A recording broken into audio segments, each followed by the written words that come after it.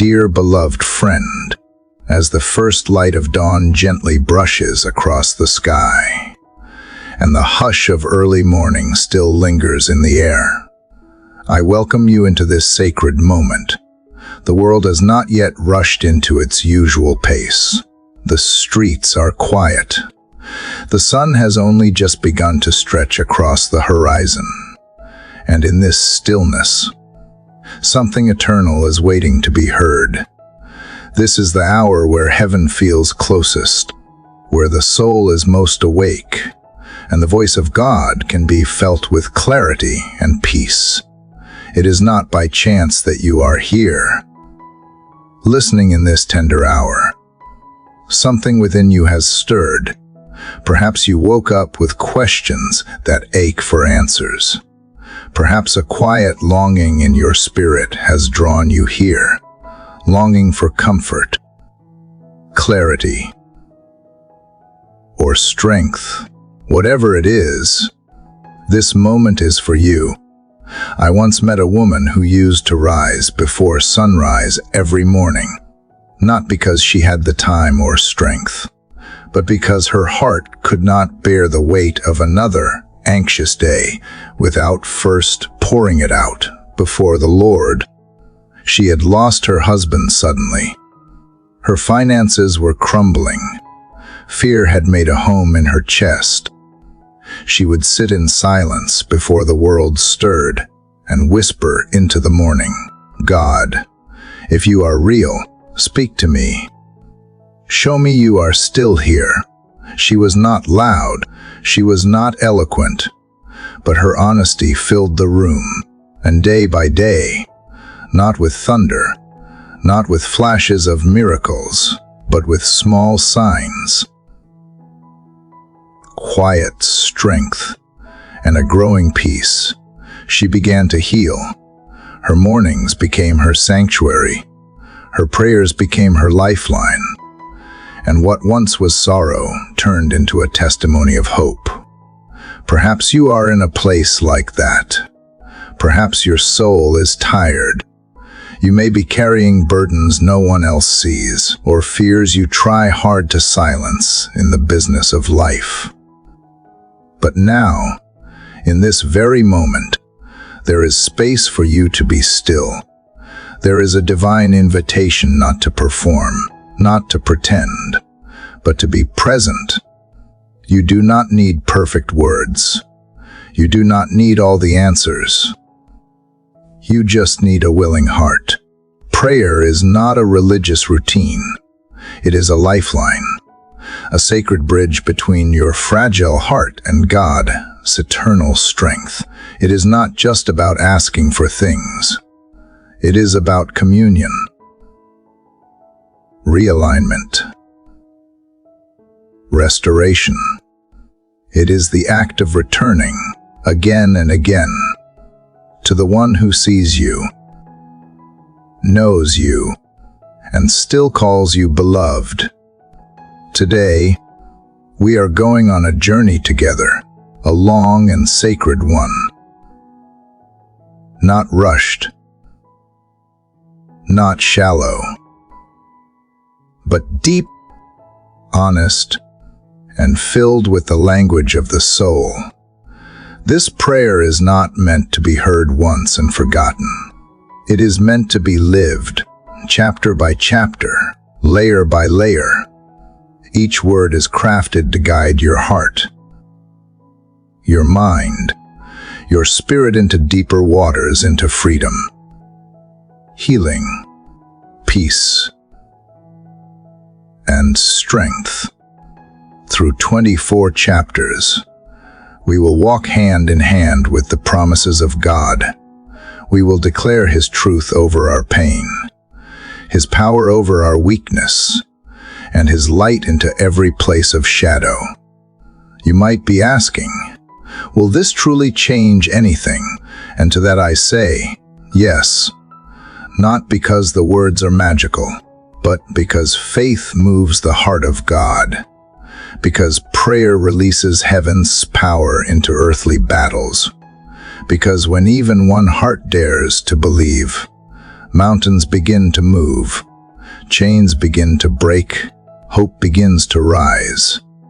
You are not alone, even if no one else knows what you are going through. Even if your own heart cannot fully make sense of what you feel. God is not distant. He is near, nearer than your breath, and He is listening. This is not just a monologue. This is a conversation between you and the one who formed you in love. So I invite you now to breathe deeply, to settle your thoughts, to quiet the noise within. Let your soul lean in. Let your spirit awaken. This is your time, not to strive, but to connect. This is your morning altar. This is your sacred hour. Let us begin this journey of prayer together, and may your life never be the same. Dear Heavenly Father, as the first breath of morning fills my lungs and the world around me begins to stir, I come before you with nothing to offer but this open, trembling heart. I do not bring strength today. I do not bring certainty. I bring need. I bring longing. I bring the honest H of one who knows how easily life overwhelms and how deeply I need you in every moment to come. The day stretches before me like a path through unknown land, and I know too well that without your hand guiding mine, I am prone to wander. Without your light, my thoughts drift into shadows. Without your peace, anxiety finds its way back into the corners of my chest. I do not want to begin this day pretending to be strong. I want to begin it knowing who you are and remembering who I am in you. Lord, you see the tiredness in me before I even say a word. You know the thoughts I try to silence, the questions that whisper in the background, the weight I carry even in the quiet. Sometimes I wake up already weary. Sometimes I carry yesterday's burdens in today's sunrise. Sometimes I wonder if I will have the strength to be kind, to be patient, to be brave in the places where I have felt small for so long. You know the places I hide my fear. You see the face I wear in front of others, and the tears I cry in the stillness when no one else sees. And yet, you welcome me as I am. You never ask me to rise and perform. You simply ask me to come and be. So here I am, not with polished words or polished faith, but with honest need. I cannot face this day in my own strength. I cannot love purely, forgive freely, or speak life unless you fill me. I cannot carry the responsibilities on my shoulders unless you lift the weight with me. There are people I will encounter today who need kindness from me, but I have none unless you place it in me. There are decisions I must make that require wisdom beyond what I know. There are temptations that will pull at me, and I know how weak I am when I try to fight alone. I do not want to fake peace today. I want to dwell in the peace that only you give. I do not want to fake joy. I want to be anchored in the joy that does not depend on what happens. I do not want to pretend to be whole. I want to live from the wholeness only you can restore. This morning, I lay down my pride. I lay down my tendency to rush past you in search of solutions. I lay down my habit of leaning on my own understanding. I surrender my schedule, my goals, my distractions, and my fears. I open every room of my heart to you and ask you to come in and rearrange what needs to be made right. I invite you into my thoughts, into my emotions, into my moments. I invite you into the silence and into the noise. I invite you into my expectations and my disappointments. This is not just another day. This is the day you have made, and I do not want to move through it without you at the center of every breath. Lord, I know you do not grow weary like I do. I know you never sleep, never forget, never overlook even the smallest sigh of my soul. I know you are not distant, even when I feel alone. So right now, in this fragile space between sleep and the weight of reality, I reach for you. I am not trying to impress you. I am not trying to earn something. I just want to be near you. I want to be held by the arms that stretched out to rescue me. I want to walk through this day aware of your nearness, not just in theory, but in every interaction, every breath, every moment I feel myself slipping back into fear. I confess that I have tried too many times to manage life on my own. I have tried to hold it all together with human hands and ended up exhausted. I have smiled through pain and called it strength. Have kept busy to avoid facing what I really feel, but none of it satisfies. None of it heals. Only you do. Only you can speak peace into chaos. Only you can quiet the storm inside me. Only you can show me who I really am when everything else is stripped away. So I come now, not to perform, but to be still, not to prove myself, but to be reminded that I am already loved. I am already seen. I am already known. And in this love, there is space for my brokenness. Today may bring challenges I cannot predict. It may bring joy or it may bring sorrow. But I choose now, at the edge of morning, to say I will not walk into this day alone. I choose to acknowledge that I need you in the smallest and largest things. I need you when I speak and when I am silent. I need you when I give and when I receive. I need you in every heartbeat, every breath, every second. And I trust that you will be with me, not because I am worthy, but because you are faithful. You always are. So let this morning be a beginning, not just of a day, but of a deeper walk. Let this be a sacred hour where I return to the source of my strength, to the well that never runs dry. Let this be the moment I stop striving and start depending. Let this be the day I rise not in fear, but in faith. Because I know that when I begin my day with you, everything else finds its place, even when nothing changes around me. Everything changes within me when your presence is near. I give you this day, Lord, not because I have control over it, but because I trust the one who does. I give you the unknowns, the worries, the doubts. I give you the conversations I will have and the thoughts I will think. I give you the moments that will tempt me to forget who I am. I give you every part of me that still needs healing. I give you the fatigue I carry, the people I love, the pain I still do not understand. I give you my heart again, as it is, as I am, as the sun rises. Let my soul rise too. Let it rise to remember. Let it rise to believe. Let it rise to rest in you.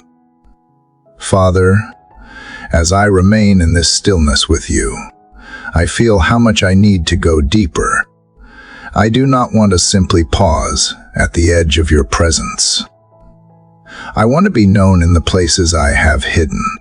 I want to be whole in the places I have ignored. The peace I asked for in the early morning cannot settle fully until I let go of what clings to me from within. And so, Father, with trembling honesty, I open my soul to you. There are things I need to confess, not because you do not already know, but because I need to bring them into the light. I am tired of carrying secret guilt like a second skin. I am tired of pretending I am okay when my heart knows it is not. You are a safe place, not a harsh judge.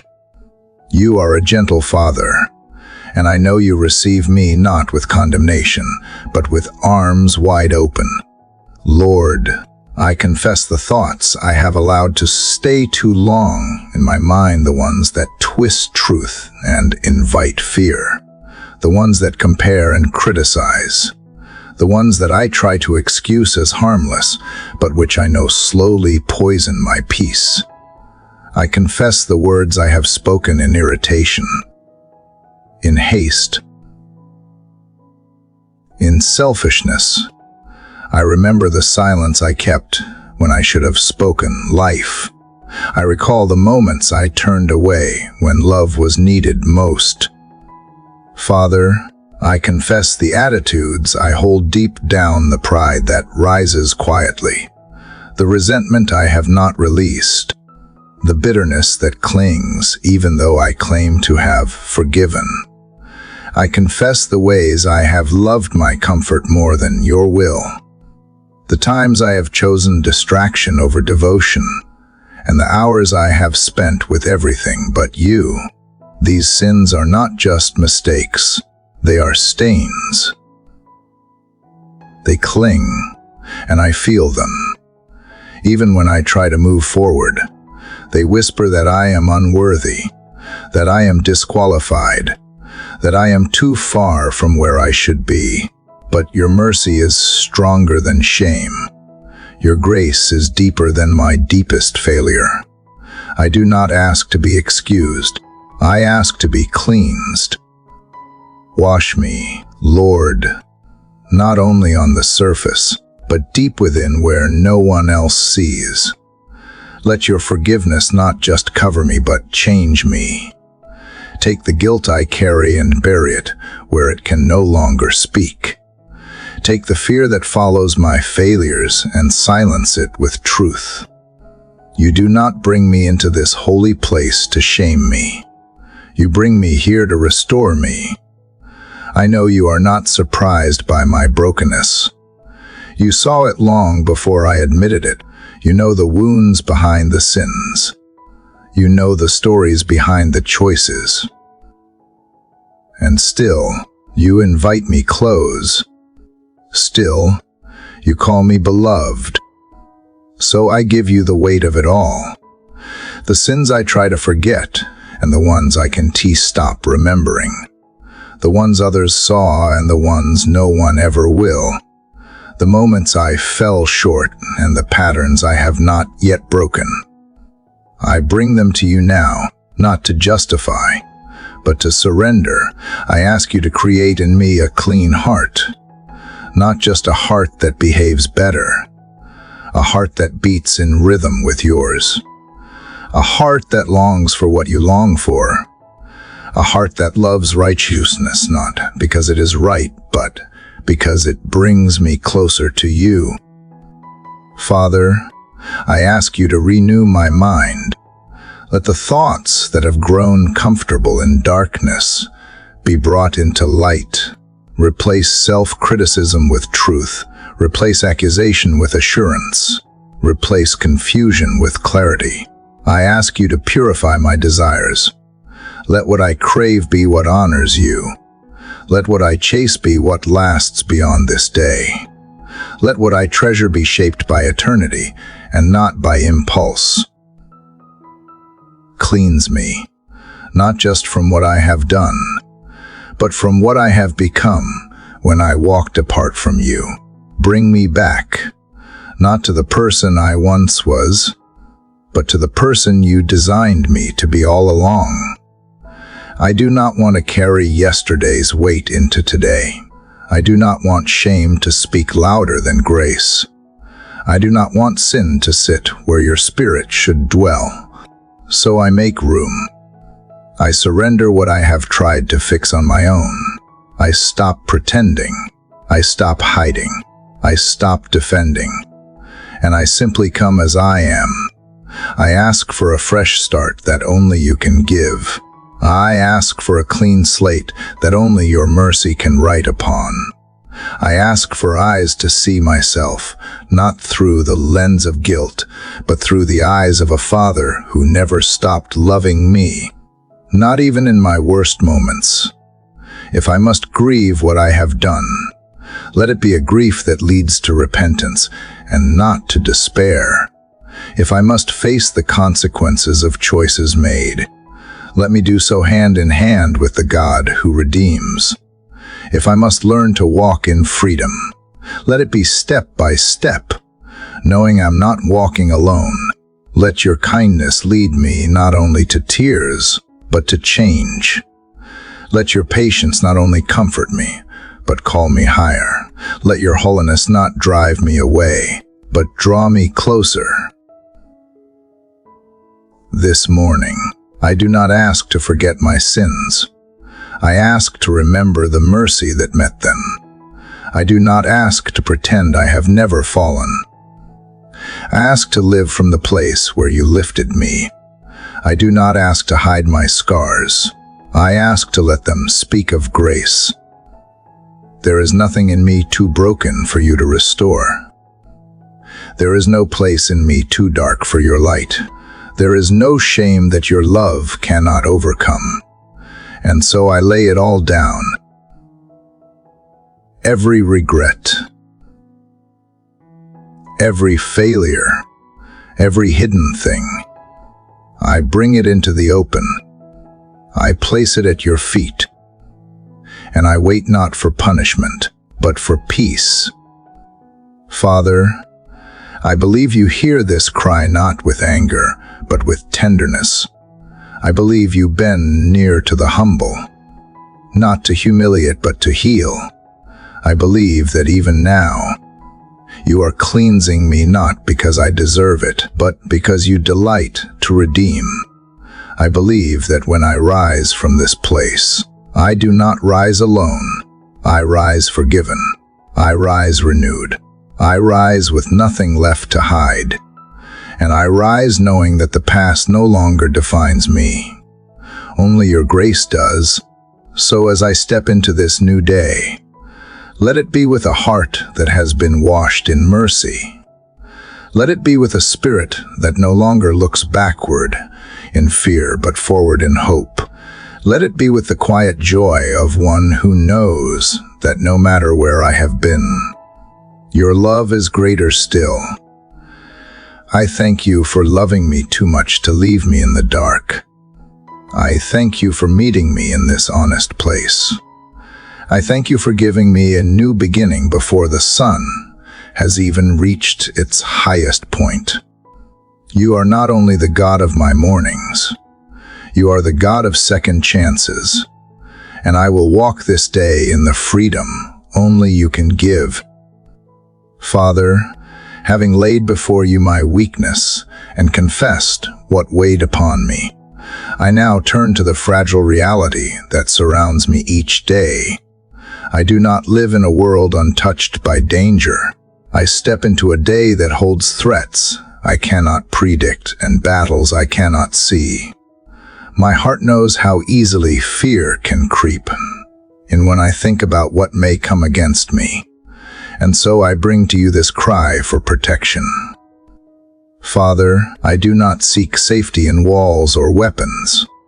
I do not trust in human strength or the illusion of control.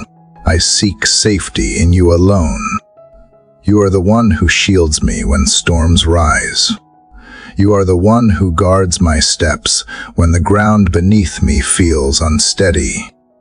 You are the one who surrounds me when darkness presses near.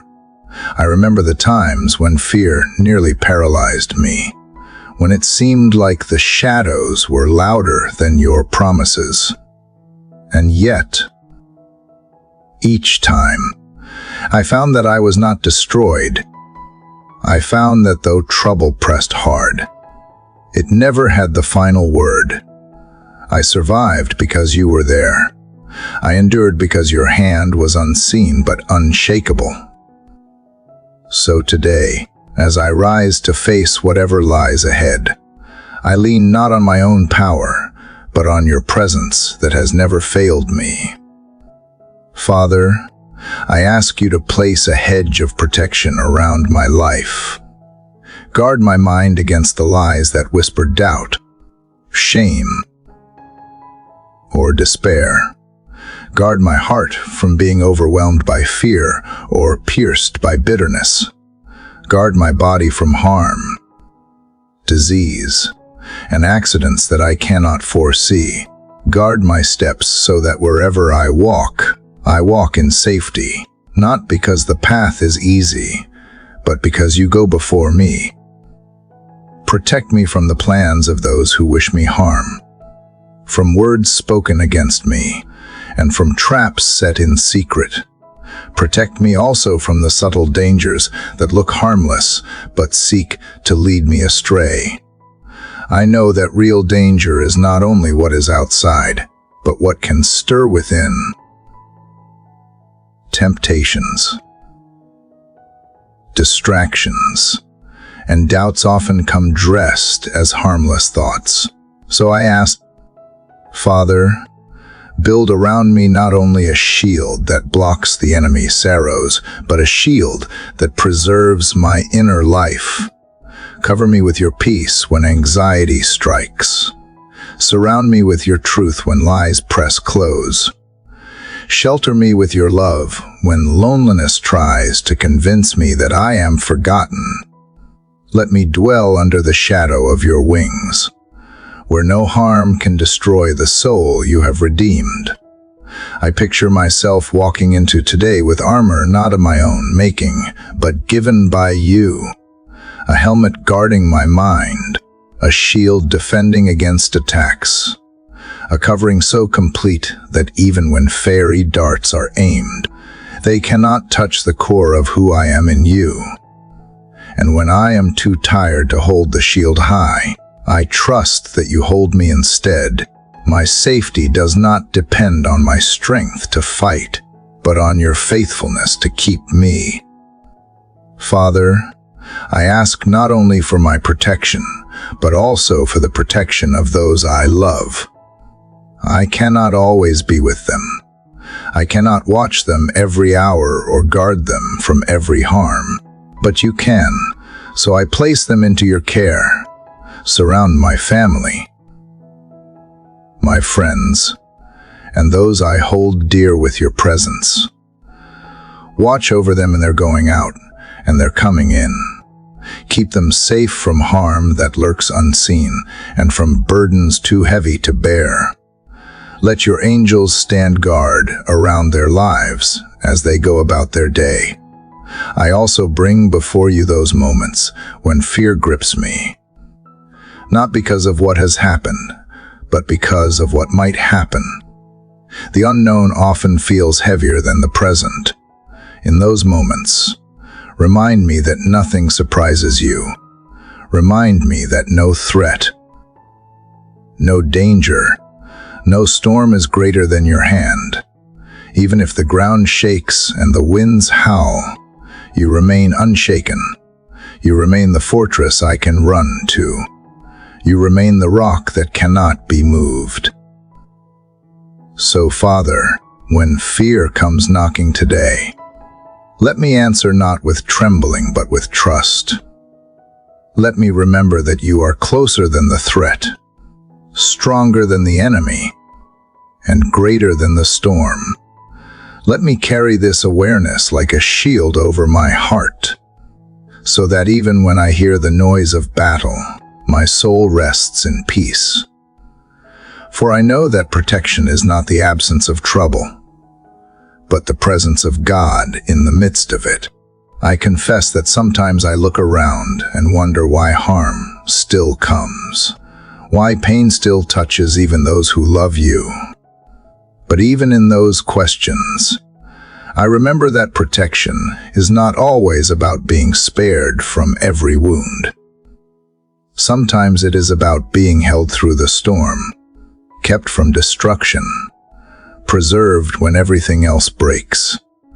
And so I ask not only for safety from harm, but for strength to endure what does come. Protect me from despair, from hopelessness, from giving up when the road is hard. Protect my faith so it does not fail even when I do not understand. Protect my hope so it does not grow dim even when the night is long. Father, let me begin this day not with dread but with confidence, not because I control what lies ahead, but because I am held by the one who does. Let this assurance settle deep within me, that no matter what rises against me, I am never alone. You are my fortress. You are my deliverer. You are my refuge. You are the shield that surrounds me on every side.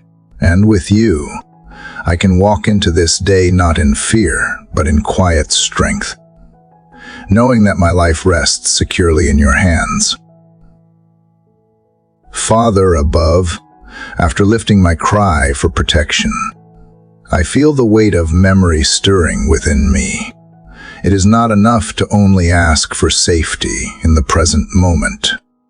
My heart needs to remember the story you have already been writing in my life, for so often I find myself quick to worry, quick to imagine the worst, quick to forget how many times you have already carried me. Fear tries to erase the evidence of your faithfulness, but I will not let forgetfulness steal my hope today. So, Father, I pause here in the quiet of this morning to recall what you have done. I remember the nights when sleep would not come, when worry kept circling like restless winds, and yet somehow, morning still arrived with strength I did not know I had. That was you. I remember the moments when I thought I would not make it through, when the pain was too sharp, the loss too heavy, the questions too many, and yet I stood up anyway. That was you. I remember the times I felt abandoned, unseen, or left behind, and then a small kindness appeared. A word, a sign, a reminder that I was never forgotten. That was you. These memories are not accidents. They are the testimony of a God who does not let go. Lord, you have been faithful in ways both great and small.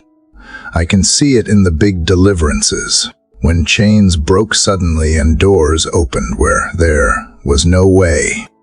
I can see it in the quiet mercies, when I found just enough strength to take the next step, when I was comforted in silence, when I was held in ways words could never explain. Each moment was a thread, and together they weave the story of your unshakable love. And if you were faithful then, why would you not be faithful now? If you carried me through valleys before, why would you leave me in the one I face today? I confess that sometimes I have treated miracles as ordinary. I have received blessings and quickly moved on, forgetting to pause and thank you. I have looked at answered prayers as if they were coincidences. But when I look back honestly, I cannot deny it. You were there in every detail. You were the whisper of peace when panic grew loud. You were the hand that steadied me when I was slipping. You were the shelter when storms pressed hard. You were the provider when resources were gone. You were the healer when wounds ran deep. You were the guide when I had lost my way. And you are still the same today. So, Father, let gratitude rise in me now like a flood that washes away doubt. Let me not only recall with my mind, but feel again with my heart the sweetness of being rescued, the relief of being forgiven, the joy of being restored. Gratitude changes how I see the day ahead. Gratitude shifts the weight from what I fear to what I know. Gratitude takes me out of the prison of anxiety and into the freedom of trust. And as I give thanks, I find courage, because I know you have not changed. Lord, I remember the people in Scripture who built altars to mark the places where you moved. They did not want to forget. They wanted the next generation to see the stones and know that God was faithful. Today, in this prayer, I build an altar with my words. I set down stones of remembrance moments, names, places, and seasons where you showed yourself true, and I speak them out so that my own soul will not forget. My altar is not made of stone, but of memory, and it stands as proof that my life is not abandoned, but held. I think of the battles I thought would break me, and how they became the ground where I discovered your strength. I think of the prayers I thought went unanswered, only to see later that you had been working in ways I could not see. I think of the waiting that felt endless, and how, in hindsight, that waiting shaped me more deeply than an immediate answer ever could. Each story is a reminder that you are wiser than my plans and kinder than my doubts ever allowed me to believe. Father, let today's fears bow before yesterday's victories. Let the evidence of your faithfulness silence the lies of the enemy. Let the record of your goodness stand taller than the mountain in front of me. I do not walk into this day with empty hands. I carry with me the memory of how you have never failed. And that memory is not just history, it is prophecy. It tells me that you who were faithful before will be faithful again. So when my heart starts to tremble, remind me of the chains that already broke. When my mind begins to panic, remind me of the storms already calmed. When I feel weak, remind me of the strength that carried me before. When I feel lost, remind me of the guidance that never once abandoned me. Let my soul echo again and again. Forget not his benefits. Forget not his mercies. Forget not his love. Father, as I remember, I choose not to cling to nostalgia as if the past were better than today. Instead, I take the past as a foundation to build trust for what is coming. Gratitude is my anchor, and memory is my shield. I step into the present not as one who wonders if God will show up, but as one who knows he already has and always will. And so, as the morning unfolds, I let gratitude shape my breath. I let remembrance lift my eyes. I let history fuel my faith. For you are not the God of yesterday alone. You are the God of today, and you will be the God of tomorrow. My story is proof. My scars are proof. My survival is proof, and my soul cannot keep silent. You have been faithful. You are faithful now, and you will be faithful still. Father of mercy, as I recall the victories of the past and let gratitude steady my soul, something rises within me that is stronger than memory alone. It is the awareness that you have not only protected me, not only rescued me, but also entrusted me with authority through your Son. I no longer want to move through this day with only quiet thankfulness. I want to walk in boldness, declaring with my lips and believing with my heart that I carry power in your name. For too often I have lived as if I were defenseless, as if evil had the last word, as if fear had the right to dictate my steps. But today, Father, I will not whisper my faith timidly. I will speak with conviction. For you have made me more than a survivor. You have made me a child of the King, and a child of the King does not live enslaved to lies.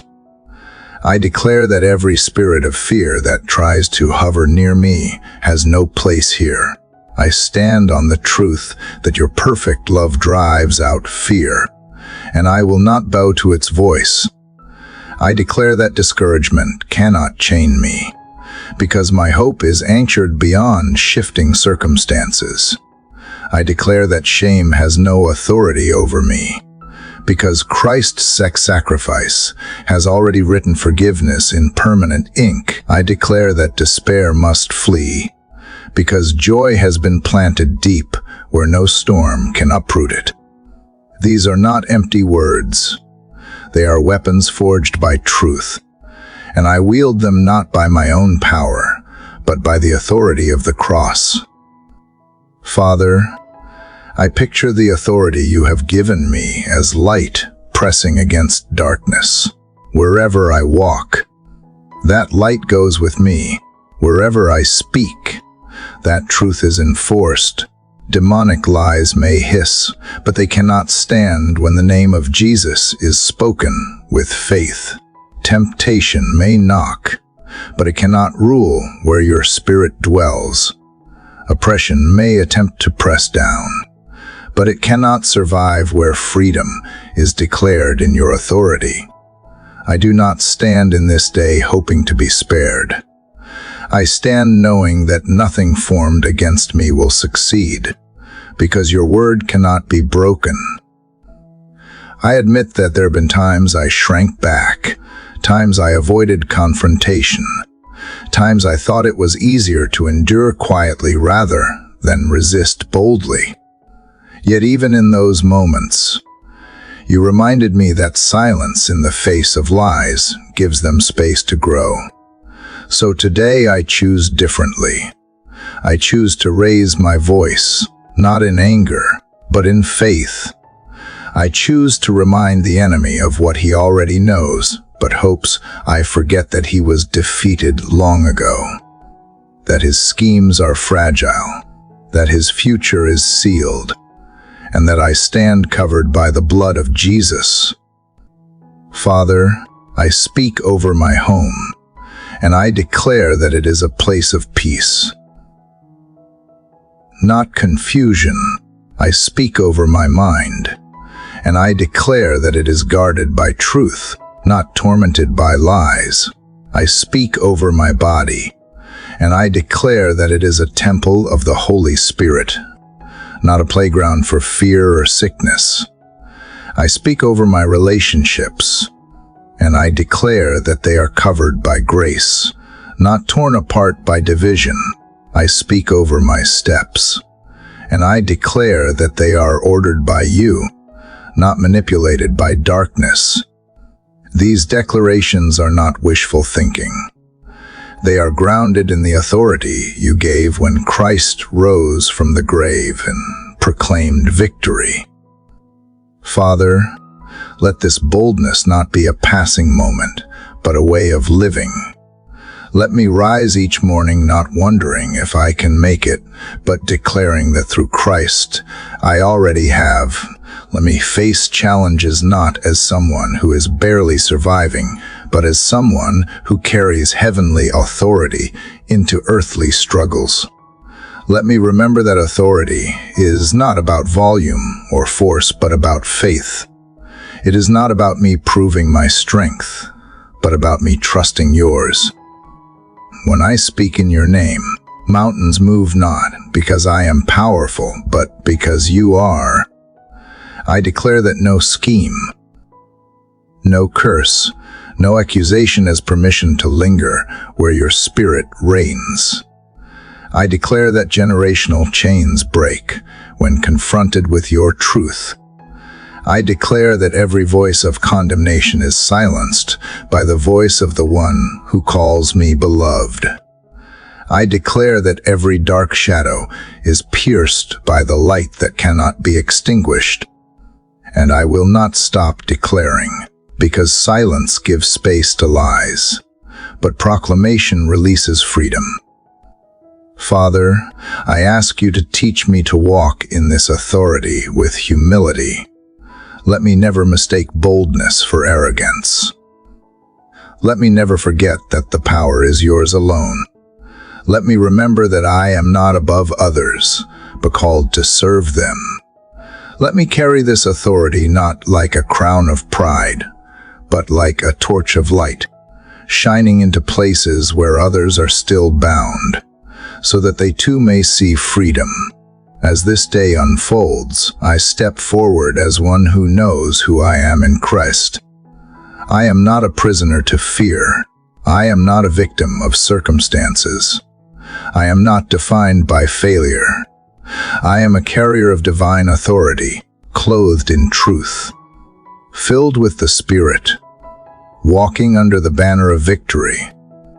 Father, let this truth sink deep into me until it changes how I speak, how I act, how I see myself, and how I face the world around me.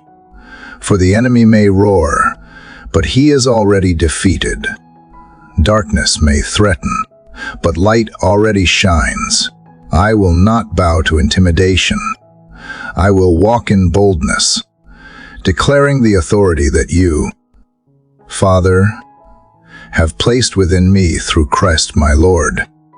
Father of compassion, having declared the authority you have entrusted to me, I now bring before you the tender places that authority alone cannot cover without your healing touch. Bold words may silence the enemy, but they cannot mend the cracks in my heart unless you breathe life into them. I have spoken with strength, yet I feel the quiet ache of wounds that still remain. So I come not only as one who stands in power, but also as one who longs for restoration. Father, you see the parts of me that remain fragile, the scars that I hide, the broken pieces I try to hold together. You know the weariness I carry in my body, the heaviness in my mind, the sorrow lodged deep in my soul. And so I lift them to you now, trusting that your hands, which once stretched out on the cross, are still stretched out to heal today. I ask for healing in my body. Father, you know every cell, every breath, every heartbeat. You know the areas that ache, the systems that falter, the strength that fades. You know the sickness that lingers, or the pain that wakes me in the night. Lay your hand upon me as you did in the days when Jesus touched the blind, the lame, the weary, and they rose renewed. Let your power flow into the places that feel weak. Let every broken system be made whole. Every hidden disease bow to your authority. Every pain find release in your presence. I do not demand, but I ask with faith, because I know you are able. You have always been the God who heals. Father, I also bring before you the places in my mind where healing is needed. Sometimes the deepest wounds are not visible to anyone else. They are the anxious thoughts that spiral, the memories that sting, the lies that replay louder than truth. I ask you to enter those hidden spaces and bring calm. Let your peace replace the noise. Let your truth silence the accusations. Let your promises untangle the knots of fear and doubt. Heal me from thoughts that keep me captive. Restore me with thoughts that lift me closer to you. Where there is confusion, bring clarity. Where there is despair, plant hope. Where there is heaviness, breathe joy. And Father, I bring before you the wounds of my heart, the disappointments I never fully named, the betrayals that cut deep, the losses that still ache even after time has passed. I cannot mend them on my own. Time may dull the pain, but only your love can transform it. Pour your comfort into these places. Teach me how to grieve with hope. Teach me how to let go of bitterness. Teach me how to carry memory without letting it poison my spirit. Restore in me the capacity to trust, to love, to believe again where my heart has grown guarded. Soften it where my heart has grown numb. Awaken it where my heart has grown weary. Strengthen it. Father, I believe that your healing is not only about mending what is broken, but about restoring what has been lost. Restore my joy where sorrow stole it. Restore my laughter where fear silenced it. Restore my dreams where disappointment crushed them. Restore my faith where doubt weakened it. Restore my strength where weariness drained it.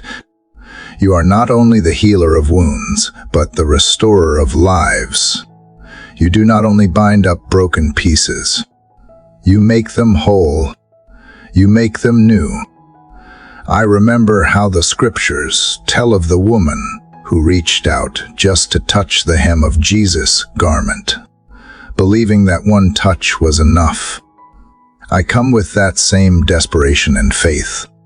I reach not for what is visible, but for the unseen hand that has never failed to heal. I reach believing that one touch from you can change everything. And I trust that even if the healing does not come in the way I expect, your presence itself is healing. To know you are with me is to know I am not abandoned in my pain. Father, let my healing not only bless me, but overflow to others. Let the comfort I receive become comfort I can give. Let the wounds you heal become testimonies that point others to hope. Let the strength you restore in me become strength I share with those who are still weak. For I know that healing is not only about me. It is about revealing your goodness to the world around me. So I wait for you. Father, I wait not in despair but in hope. I wait not with clenched fists but with open hands. I wait knowing that whether the answer is sudden or slow, you are working. I wait believing that no wound is too deep, no scar too old, no pain too great for your love to transform. And as I wait, I rest in the truth that healing is already mine in Christ, that restoration has already begun, and that even in the process, you are near. Father, let this day be marked not by my brokenness, but by your renewal. Let me walk forward not defined by sickness or sorrow, but by the strength of a soul being restored. Let every step be a reminder that I am being made whole, not by my effort, but by your grace. And let my life carry the fragrance of one who has been touched by the hand of the healer, renewed in body, mind, and spirit, ready to live not in pain but in peace, not in despair but in hope, not in weakness but in your strength. Father of truth, having asked you to heal the places within me that were broken and to restore what was lost, I cannot ignore the reality that each day brings new battles of the heart. Healing makes me whole, but temptation still waits at the edges of that wholeness, looking for cracks, hoping to slip through when I am tired, distracted, or weak. Father, I know myself. I know how quickly my heart can be swayed, how easily my eyes can wander, how swiftly my hands can reach for what is not mine to take.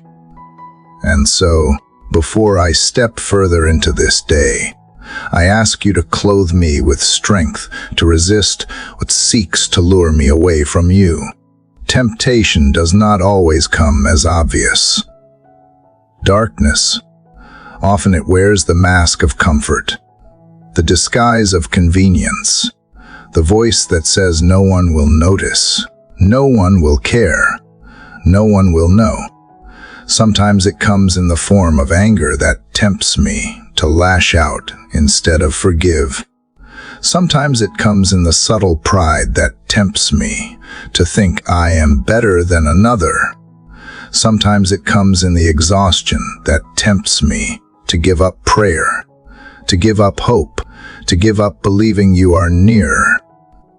Father, I know these voices too well, and I confess that too often I have listened.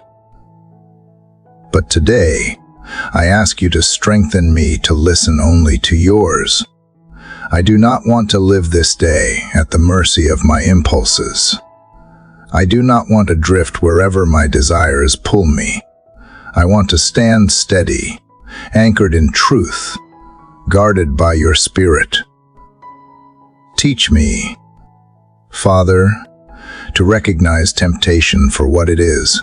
Shine your light so bright within me that lies cannot masquerade as truth. Let discernment rise in me like a shield, so that when temptation whispers, I can see through its disguise and refuse its grip. Father, I remember that Jesus himself was tempted. He knew the hunger, the isolation, the pressure to prove himself, and yet he overcame, not by force of will but by the strength of your word. Remind me of this when I am tempted to fight in my own power. Remind me that my strength alone is fragile, but your word is unbreakable. Let the scriptures be written on my heart so deeply that when the enemy speaks, I answer not with silence, but with truth. There are temptations I have faced again and again, patterns that seem unshakable, struggles I thought would end but still return. They weary me, Father, and sometimes I wonder if I will ever be free. Yet I remember that freedom is not the absence of battle, but the presence of victory through you.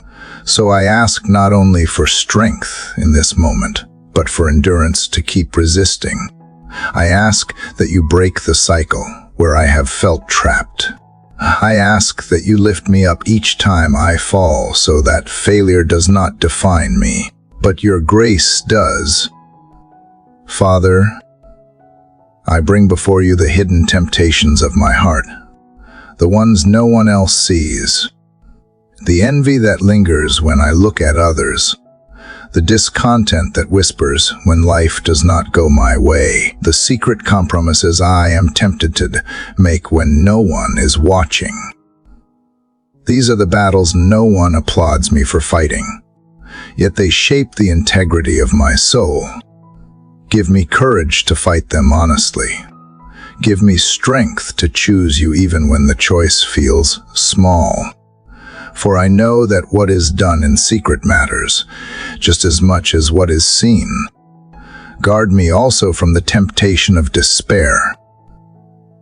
Sometimes, Father, the greatest temptation is not to act wrongly, but to believe wrongly, believe that you are not enough, that you are not near, that you cannot change me.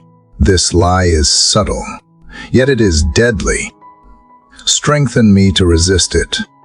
Let me hold on to hope even when the evidence around me tries to steal it. Let me believe in your promises even when I do not feel them. Let me cling to your presence even when it seems hidden. Father, I ask you to surround me with your spirit so closely that temptation cannot find room to take root. Let my mind be so filled with your word that lies cannot linger. Let my heart be so full of your love that bitterness has no space. Let my body be so surrendered to your will that impulses lose their power. Fill me with such joy that false pleasures look pale in comparison. Fill me with such peace that chaos cannot draw me in. Fill me with such purpose that distractions lose their appeal. I also ask you to remind me that temptation is not just an enemy to be fought, but a chance to prove my love for you. Each time I resist, I am saying with my actions that I choose you above all else. Let that awareness turn battle into worship. Let resistance become a declaration that my heart belongs to you. And when I fall short, let repentance be quick, not delayed by shame, so that temptation does not chain me in guilt, but drives me back into your arms. Father, I know that I cannot resist without first submitting. So I bow my will to yours. I surrender my desires, my plans, my impulses to your authority. I say yes to you first, so that I can say no to what tries to pull me away. Teach me to lean into your spirit in every small choice, so that by the time larger temptations arrive, my heart is already anchored. Let obedience be my habit, not my exception. As I walk into this day, I carry the awareness that temptation will come, but I will not face it alone. I will face it with the shield of faith, the sword of truth, and the presence of the one who is already overcome. Father, let every moment of resistance build resilience. Let every victory, however small, strengthen my resolve. Let every test become a testimony of your power in me. And let this day end with the quiet joy of knowing that I did not walk according to my weakness, but according to your strength. Father of love, having asked you for strength to resist temptation in my own heart, I cannot move forward without lifting up those dearest to me. For I know that life is not only about my own battles, but also about the lives intertwined with mine. Family and friends carry their own burdens, their own temptations, their own wounds, and I feel the weight of their struggles as if they were my own. Father, I bring them to you now, one by one, trusting that your care for them is even greater than mine. I confess that I often worry for them, as though my worrying could keep them safe, as though my fears could somehow protect them. But today, I choose a better way. I choose to release them into your hands, to entrust their stories, their futures, their hearts into the keeping of the one who has never failed. I lift up my household to you. Father, whether near or far, bound by blood or by bond, they are my heart's circle. Some of them walk with you closely, their faith strong and steady, their love for you visible in their lives. For them I ask for continued endurance, that they would not grow weary in doing good, that they would shine as lights in a dark world. For others, Father, who are distant from you or uncertain about you, I ask for mercy.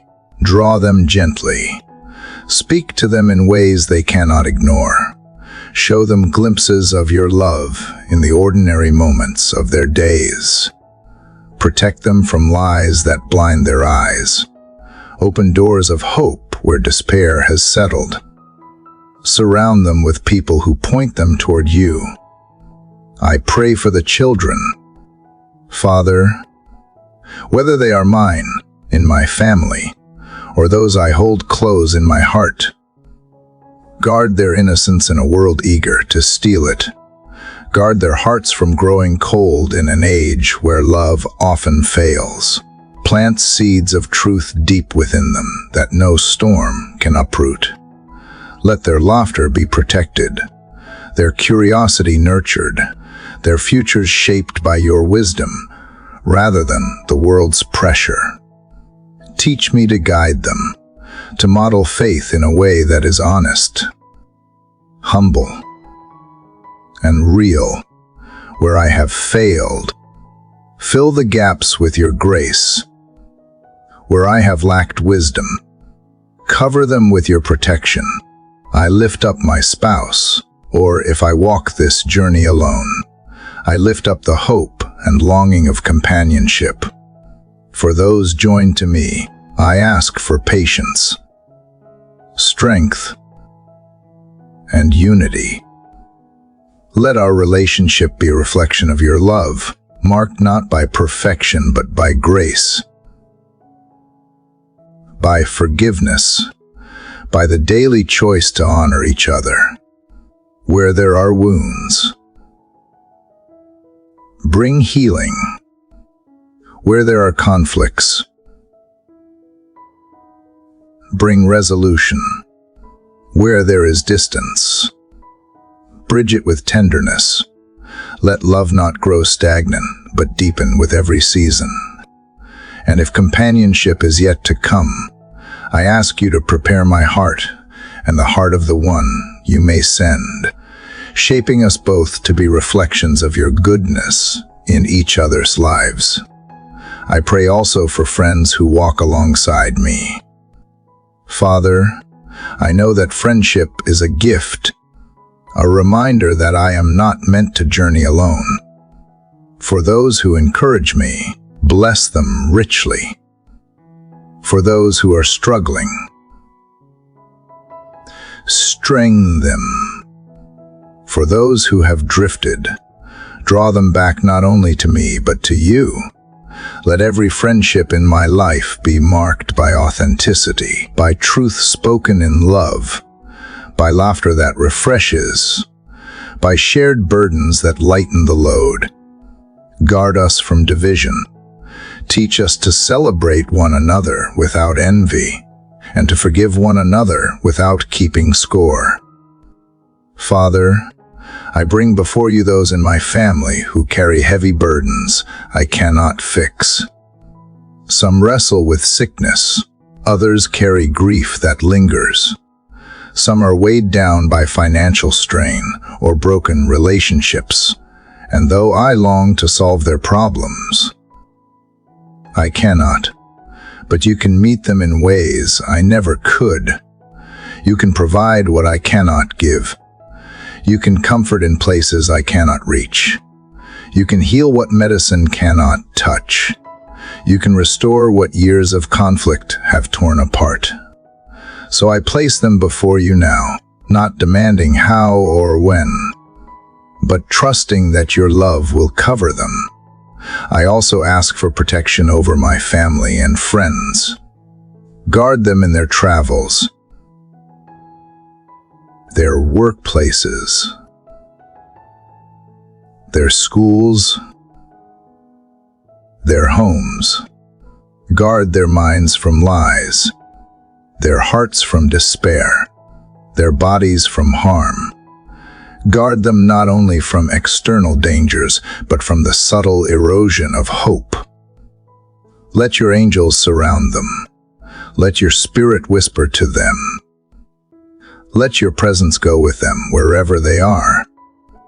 Father, I know that the truest inheritance I can pass to those I love is not wealth, not comfort, not safety, but faith. So I pray for faith to grow in them. I pray that they would taste and see that you are good. I pray that their hearts would discover the peace I have found in you. Even if they must walk hard roads, Let those roads lead them to you, even if they must wrestle with doubt. Let that doubt drive them deeper into your truth. Even if they must fall, let them rise into grace. As I speak these words, Father, I release my grip, for too often I hold them too tightly, thinking that my control could save them. But love is not control. Love is entrusting them into the safest hands. And so I let go of fear and cling instead to faith. I choose to believe that you are writing their stories with as much care as you are writing mine. I choose to trust that even when I cannot see the outcome, you are still at work. So today, let my home be marked by peace. Let my family be known for love. Let my friendships be rooted in truth. Let every relationship I have be covered by your grace. And let me, Father, be a vessel of blessing to them, not by my strength but by yours, that in me they may see a reflection, however small, of the one who loves them even more than I ever could. Father of wisdom, after entrusting my family and loved ones into your hands, my heart turns to the duties that wait for me today. For even though love fills my life, I know that the hours ahead will be marked by responsibilities, decisions, and work that requires not only effort but direction from you. Father, I confess that I often enter my tasks with worry. I worry if I will have enough strength to complete them, enough wisdom to do them well, enough clarity to choose rightly when paths diverge. Too often I carry anxiety like an invisible burden as I walk into my work, forgetting that you never asked me to carry the day alone. So here, before it begins, I lay every responsibility before you. You see the assignments waiting on my desk, the meetings on my calendar, the conversations I must have, and the expectations others place upon me. You see the quiet pressure I feel to perform, to prove, to succeed. And you see the fear that lingers in the background, fear of failure, fear of letting others down, fear of not being enough. Father, into that fear, I ask you to speak peace. Remind me that my worth is not measured by productivity, that my identity is not shaped by achievements, that my value is not determined by human approval. Remind me that I am already yours, and that nothing I do or fail to do can change that truth. But even as I rest in your love, I also ask for diligence, for I know that my work matters, not only to me but to those around me. I ask you to strengthen my hands, to focus my mind, to purify my motives. Let me not work only for recognition, but as an offering to you. Let my tasks, however ordinary, become sacred when done in your presence. Teach me to find joy not only in finishing, but in being faithful, not only in outcomes, but in obedience. Father, I ask also for wisdom in every decision I face. Some choices are small and seem insignificant, yet even the smallest choice can ripple into something greater.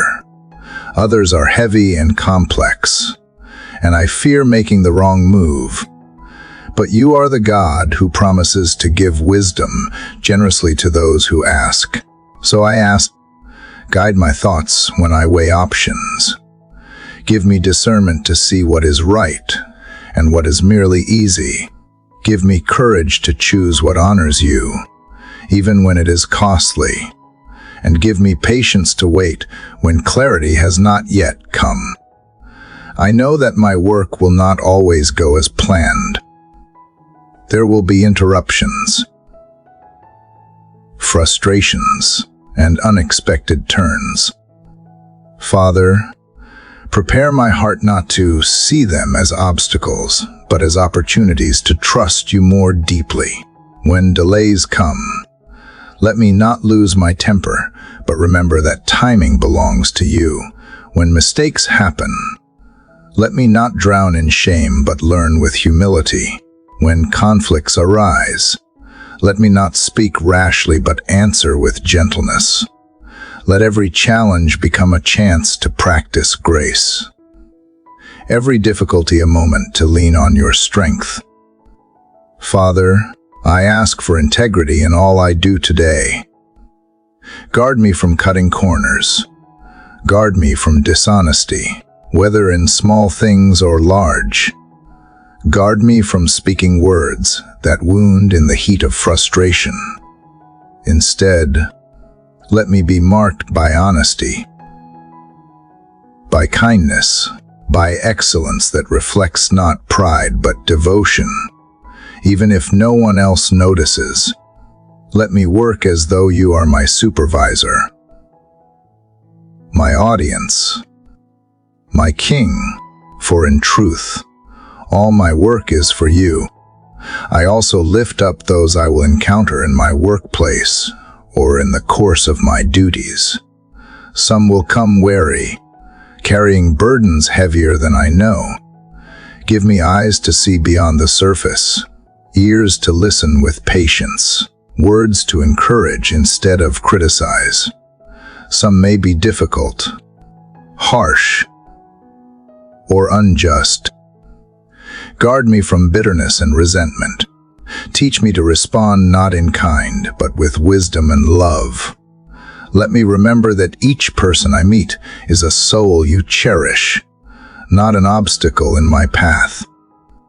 Father, I ask also for provision in my labor. You know the needs of my household, the weight of bills, the cost of living, the uncertainty of tomorrow. You know the moments when work feels unstable, when resources feel thin, when opportunities seem scarce. Into that uncertainty, I speak trust. For you are my true provider. My job may be the channel, but you are the source. Let me not cling to fear of lack, but walk in confidence that you will supply all I need, in your way and in your time. And Father, beyond the tasks and duties, I ask for balance. Teach me not to lose myself in work, forgetting the people around me or the quiet of my soul.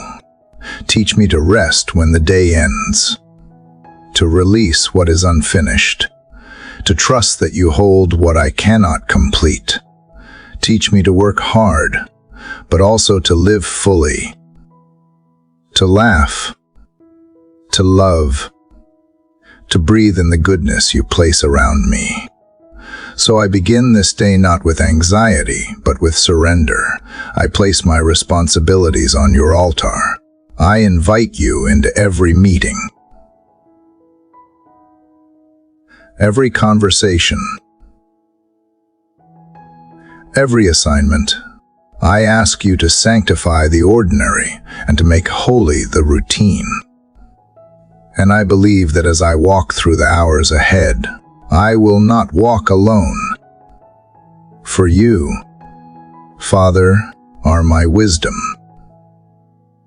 my strength, my provider, and my peace. Father of deliverance, as I prepare to step into today's work with you beside me, my heart cannot stay silent about the deeper things, those unseen chains that often pull tight when no one is watching. I have laid before you my family, my responsibilities, my daily needs, and I know you hear every word. But now, Father, I come to speak about what I often keep hidden, what I carry not in my hands, but in my history, in my habits, in the corners of my soul I have tried to silence. I come to talk to you about the chains, because even when my life looks whole on the outside, there are still patterns that follow me like shadows. There are thoughts I cannot seem to shake, reactions that rise before I can catch them, temptations that return no matter how far I have walked. There are addictions that have worn grooves into my days, doubts that slip into my nights, shame that lingers longer than it should. And if I am honest, Father, there are times I wonder if I will ever be truly free. But you, Lord, are not afraid of my chains. You are not repelled by my struggle or discouraged by my repetition. You are not surprised by how many times I have promised to change and then fallen back into familiar cycles. You are not like those who grow tired of my weakness. You are the God who sets captives free. You are the one who breaks chains, not just in theory, not just in scripture, but here, today, in the lives of those who call on you with a desperate heart. So I call on you now not as someone pretending to be strong, but as someone who desperately wants to be whole. Father, I bring to you every area of my life that has felt enslaved. I name them not to glorify the struggle, but to expose what I want gone. I confess the habits I have excused, the lies I have accepted, the cycles I have grown used to. I confess the agreements I have made in weakness, the doorways I have left open in moments of pain or loneliness or fear. I confess that I have sometimes chosen comfort over freedom, control over surrender, silence over truth. But today, I choose differently. Today, I break agreement with everything that does not come from you. I renounce every addiction that has gripped me, whether of body, mind, or spirit. I renounce every thought that exalts itself above your truth. I renounce every identity I have worn that was not spoken by your voice. I renounce the lie that I will always be this way, that I am too far gone, too damaged, too stuck. I renounce the shame that says my past defines me, and I declare that only your grace has the final word. I renounce the bitterness I have harbored, the anger I have justified, the unforgiveness I have kept close like armor. I release it now. I let go of what has kept me bound, even when it felt familiar or safe. And in place of these chains, I receive your truth. I receive the truth that whom the Son sets free is free indeed. I receive the truth that I am not a slave to sin, but a child of God. I receive the truth that you are not finished with me, and that even now, you are working freedom into every part of who I am. I receive the truth that no generational curse is stronger than the blood of Jesus. I receive the truth that no pattern is permanent when grace is at work. Father, I ask you now to sever every tie that links me to bondage. Break the grip of every generational pattern passed down without my consent. Undo every root that has grown in bitterness, fear, or shame. Dismantle every lie that formed a stronghold in my thinking. Let your Spirit move through me like a rushing wind, clearing out what has cluttered my soul, flooding every dark corner with light. Let every chain that still rattles fall silent at the power of your name. And when I walk forward, let it be different. Let the things that once triggered me no longer have power. Let the old temptations find no resting place. Let the voice of condemnation grow quiet as the voice of truth grows loud. Let me move not as one limping from bondage, but as one who walks freely and confidently in who I am in you. Not perfect, but free. Not flawless, but no longer enslaved. Father, I also pray for others in my life who are still bound. For the one whose addiction has destroyed their peace. For the one who believes the lie that they are too broken. For the one who lives in cycles of dysfunction that they no longer question, I lift them to you. What you are doing in me, do in them. Let my freedom become a testimony, not of willpower, but of your presence. Let my breakthrough become an invitation for others to hope again. I ask you to train me, Lord, in how to remain free. Teach me to guard the doorways. Teach me to recognize when old patterns try to creep back in. Give me discernment to see temptation before it builds a nest. Let your word become my weapon and your spirit my constant companion. Let worship rise from me not only in church or in quiet places, but in the middle of every choice, every hour of every day. Let my life become uncomfortable for anything that is not of you. Let holiness be not only my pursuit, but my joy. So here I am. Father, hands open, heart laid bare. I do not want to manage my chains. I want them broken. I do not want to decorate my prison. I want the walls to fall. I do not want to survive my captivity. I want to walk out into freedom and never look back. I believe you are able. I believe you are willing. And I believe that even now, as I speak these words, something in the unseen is shifting. I believe the chains are losing their grip. I believe that heaven rejoices every time a captive walks free. I believe that this is not the end of my story, but the turning of a page. And so I step forward not chained by my past, not bound by my failures, not defined by what once held me.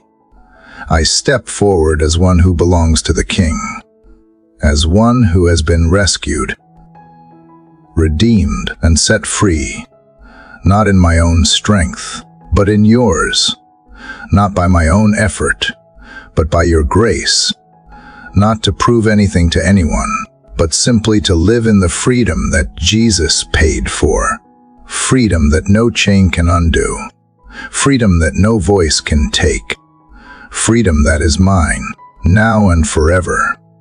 Father of all nations, after laying down my personal chains and stepping into the freedom you so graciously give, I cannot help but look beyond myself. My soul, newly unburdened, now feels the weight of a larger sorrow, one that stretches beyond the walls of my home or the limits of my own story. Father, I carry within me a deep ache for the land I live in, the people I walk among, the nation that shapes my days. I cannot ignore the cries that rise in the streets, the headlines that pierce the peace of morning, or the hidden struggles that sit behind closed doors in cities and villages alike. And so I come to you not only for myself, but for this place, this country, this people. Father, you see the leaders in authority, their decisions, their motives, their burdens. You know the complexities they navigate and the pressures that press in from every side. But you also know the temptations that surround power, the compromise that seeps in unnoticed, the pride that corrupts quietly over time. I pray for them now, not with cynicism, but with hope. I ask you to reach the hearts of those who govern. Remind them that leadership is stewardship, that authority is not ownership, and that power is meant to serve. Soften what has grown callous. Awaken what has fallen asleep. Break what has become hardened. Let righteousness rise in places where injustice has sat for too long. Let wisdom replace confusion. Let humility rise where pride has reigned. I pray also for the ones who are forgotten in national conversations, the poor, the marginalized, the voiceless, the weary. Father, see them. See the single parent who works 3 jobs but still cannot afford basic needs. See the refugee who fled violence only to find cold welcome. See the child in a failing school, the elder without care, the young adult whose future feels impossible. Touch them. Comfort them. Raise up those who will stand with them. Let justice not be a slogan, but a lived reality. Let compassion not be seasonal, but a daily movement. Let mercy flood through our systems, our policies, and our hearts. Father, this land is beautiful, but it is also broken. There is division where there should be unity. There is hatred where there should be healing. There is confusion where there should be clarity, but I believe you have not abandoned us. I believe you still have mercy left for this nation. I believe revival is still possible, that awakening can come, that hearts can change, that darkness can be pushed back when light dares to rise. So I ask not only for political change, but for spiritual transformation. I ask that hearts would turn back to you not because of fear, but because of love, not because of guilt, but because of grace. Let revival begin not only in churches, but in coffee shops, in boardrooms, in classrooms, in kitchens. Let it be quiet and sweeping, bold and tender. Let it reach across generations, across cultures, across neighborhoods. Let reconciliation take root where bitterness has grown deep. Let conversations start where silence has reigned. Let bridges be built where walls have stood for far too long. Father, raise up a people who care. Raise up voices that will not grow silent in the face of injustice. Raise up hearts that burn for righteousness, not for power. Raise up leaders who lead not by domination, but by example. Raise up artists who tell truth, teachers who inspire truth, writers who spread truth, preachers who live truth, parents who model truth, friends who speak truth in love. And start with me. Let not my prayers be empty words, but the beginning of action. Let not my desire for change be only spoken, but lived out daily. Show me how to be an answer to the very prayer I lift. Show me how to carry hope into weary places, how to love those I do not understand, how to listen before I speak, how to forgive where it feels undeserved. Teach me to live in such a way that the people around me see not perfection, but the reflection of a God who has not given up on us.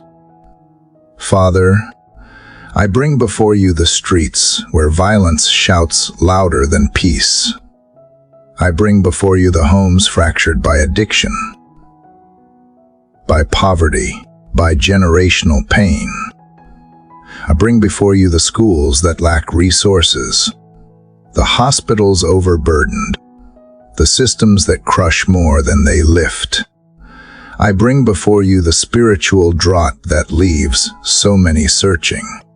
I bring before you the loneliness masked by scrolling screens, the depression silenced behind practiced smiles, the anxiety that robs sleep from hearts too weary to cry out, and in all of it, I ask, come, Lord, not just to visit, but to dwell, not just to observe, but to transform.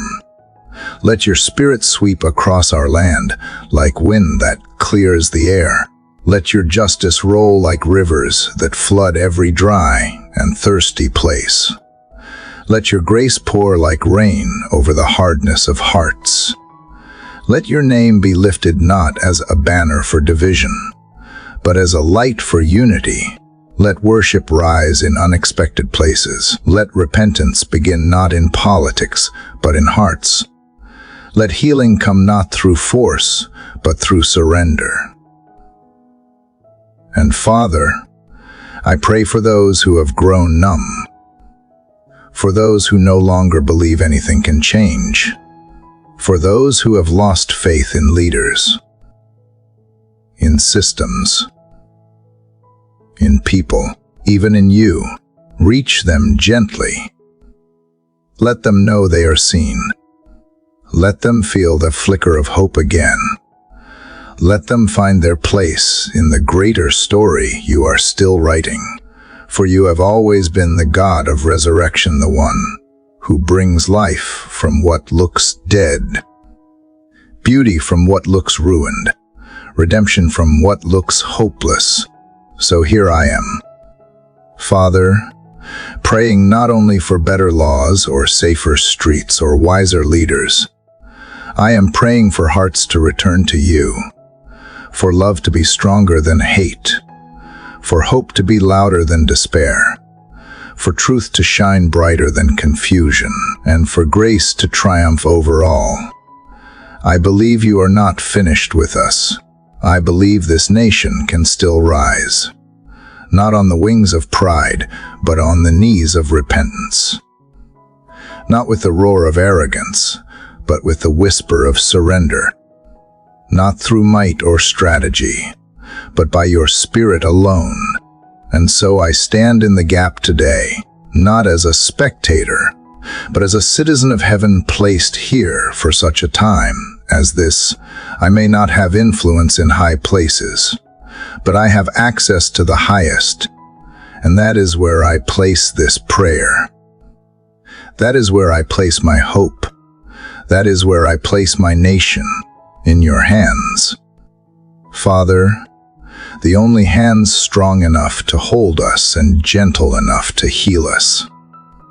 Father, you who watches over generations, even as I lift up the cries of the nation to you, my thoughts cannot help but return to those closest to my heart. Father, the burden I carry for my family is both deep and tender. These are the souls you entrusted to walk beside me in this life, not by chance, but by your divine design. My family is a reflection of my heart. Their pain touches me. Their joy lifts me. Their struggles weigh heavy on my spirit. And so I come to you now, not as a distant intercessor, but as a son,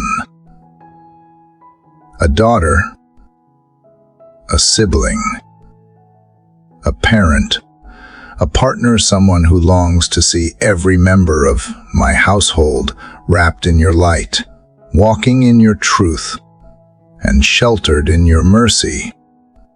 Father, you know each of them by name. You know their paths, their pasts, their hidden wounds, their dreams they dare not speak aloud. You see the restless teenager trying to find identity in a world of shifting values. You see the wary mother who wakes before dawn and carries the weight of too many unspoken fears. You see the father who silently wonders if he is enough, if he is leading well, if he is truly known.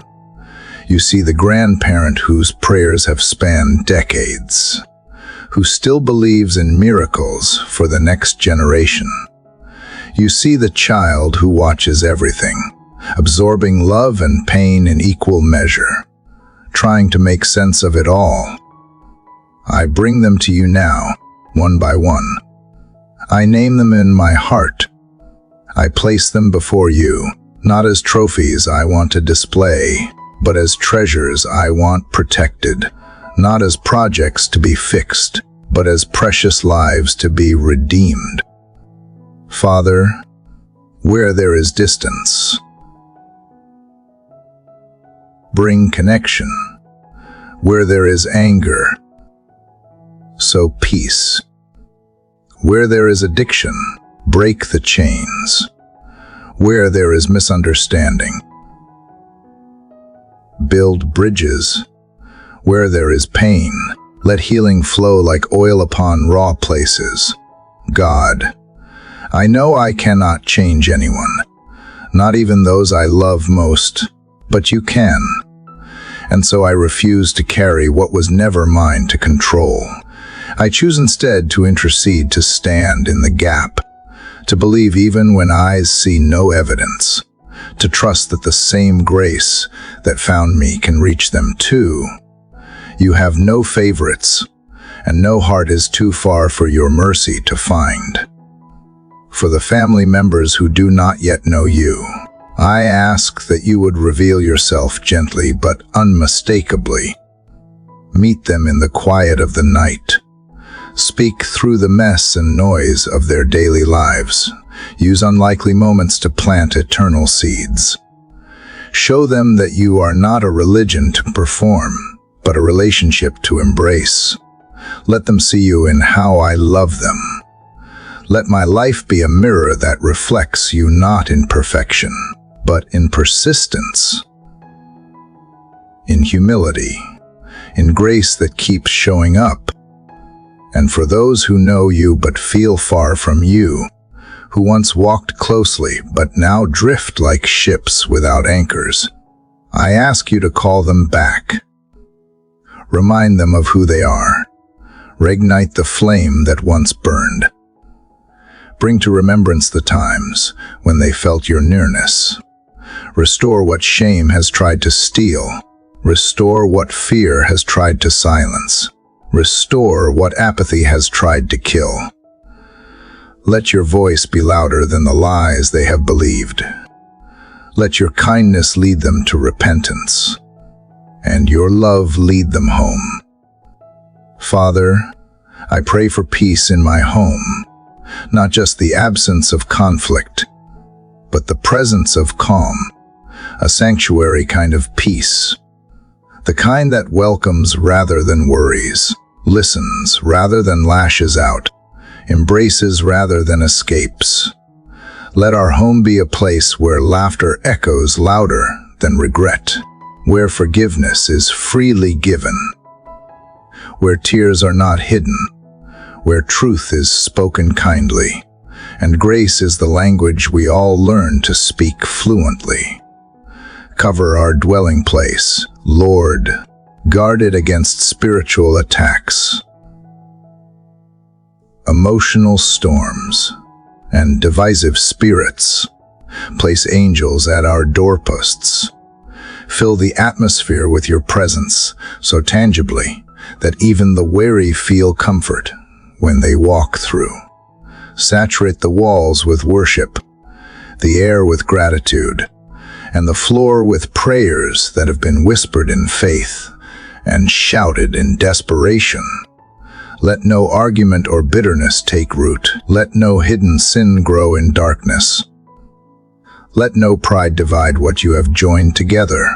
I also lift up the legacy of my family, not only what we carry today, but what we pass on tomorrow.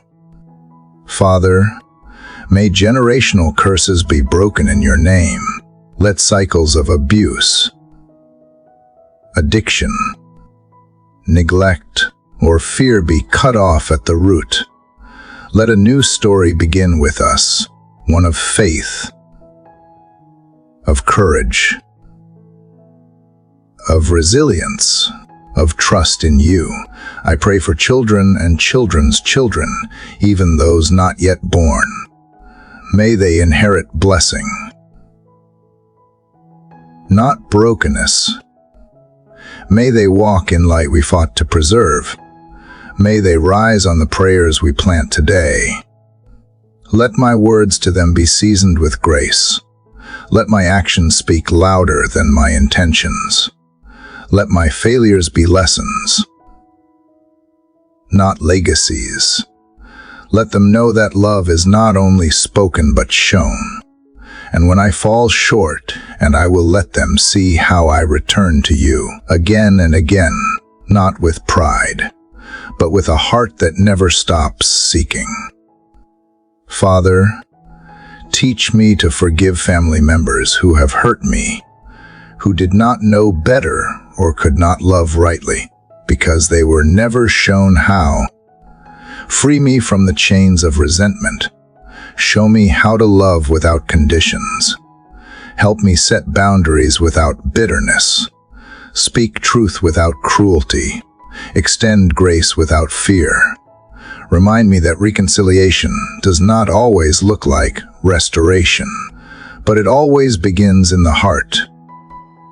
Finally, Lord, thank you for the gift of family, messy, imperfect, yet sacred.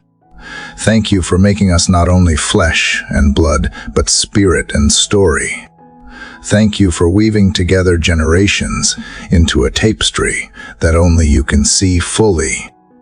I may not always understand the role I play in it, but I trust you do, and so I yield my place, my family, and every future chapter into your hands, the only hands strong enough to hold the weight of all we carry, and loving enough to bless us through it. Father, you who gives purpose to our every breath, even as I entrust my family into your care, I find my heart shifting toward another place where I so often carry weight the work of my hands, the calling upon my life, the labor that consumes my hours, my thoughts, and so often, my identity. Father, you see the part of me that wakes up already thinking about deadlines, expectations, and the invisible scoreboard I try to measure my worth by. You see how I sometimes confuse productivity with purpose, success with security, and recognition with value. And so I come before you now, not only as a child, but as a servant longing to align my efforts with eternity. You are not a distant observer of my labor. You are the author of my abilities, the one who formed my mind, gave strength to my hands, and placed within me desires not born of chance, but of calling. And yet, how easily I forget that work was meant to be holy ground. How quickly I reduce it to a means of survival, a source of stress, or a competition I am afraid of losing. So today, I lay it all down: my titles, my tasks, my ambitions, my fears. I give you my career, my company, my team, my clients, my platform, my paycheck, my schedule, my future. Nothing is off limits. Father, I surrender even the parts I secretly want to control. If I am walking down a path you did not author, gently redirect me. If I am chasing dreams rooted in ego rather than your spirit, help me let go. If I have confused business for fruitfulness, teach me how to abide instead of strive. Let my work not only provide but glorify. Let it not merely accomplish but serve. Let it be a vessel through which your goodness flows, not in grand gestures alone, but in small, faithful choices that reflect your heart. Father, in the places where I feel unseen, remind me that you see. In the roles where affirmation is rare, remind me that you are the God who rewards what is done in secret. In the moments where I doubt my ability or question my path, speak peace into the storm of uncertainty. Remind me that my calling is not a destination, but a daily decision to show up with integrity, compassion, and dependence on you. For the days when work feels heavy, infuse me with divine strength. For the projects that seem beyond my capacity, fill the gaps with your wisdom. For the conflicts I do not know how to navigate, teach me to lead with humility and truth. For the disappointments I have carried in silence, doors that never opened, efforts that went unnoticed, seasons that felt like failure, heal the wounds that ambition alone cannot touch. Help me believe again that you waste nothing, that every chapter has meaning even if it does not come with applause. Lord, help me to honor you in every email I send, every meeting I enter, every decision I make. Let my integrity be consistent, even when no one is watching. Let my excellence be a reflection of your character, not a pursuit of human praise. Let me serve not only to climb, but to lift others. Let me lead not only to direct, but to inspire courage and trust. And if you choose to elevate me, let the platform be an altar. If you ask me to remain unseen, let the hidden place be sacred. Remind me, Father, that calling is not limited to careers. It is found in how I listen to others, how I handle setbacks, how I show kindness when it is inconvenient, how I speak when silence would be easier. Whether I wear a uniform or work from home, manage a team or sweep a floor, preach sermons or prepare spreadsheets, my worth is not determined by task, but by obedience. You care more about the posture of my heart than the prestige of my title. I pray for those who are still searching for direction, who feel stuck or confused about what they are meant to do. Show them, gently but clearly, that calling is less about a map and more about walking closely with you. Open the right doors in the right season. Close the ones that would lead to harm. Remove the pressure to figure it all out, and instead birth in them a trust that you will order their steps. One surrendered day at a time, I lift up the unemployed, the underemployed, the burned out, and the overlooked. Father, comfort them. Provide not only financially, but emotionally. Speak hope where despair has taken root. Use this time not to punish, but to prepare. Give them vision beyond the resume. Show them that purpose is not paused simply because employment is. May their identity rest not in job descriptions, but in the unshakable truth of who they are in you. And for those of us in leadership, increase our humility. Let us steward influence with reverence. Let us choose integrity over profit, people over productivity, and purpose over pride. Let our leadership create space for others to grow. Let our decisions reflect not just short-term gain, but eternal consequence.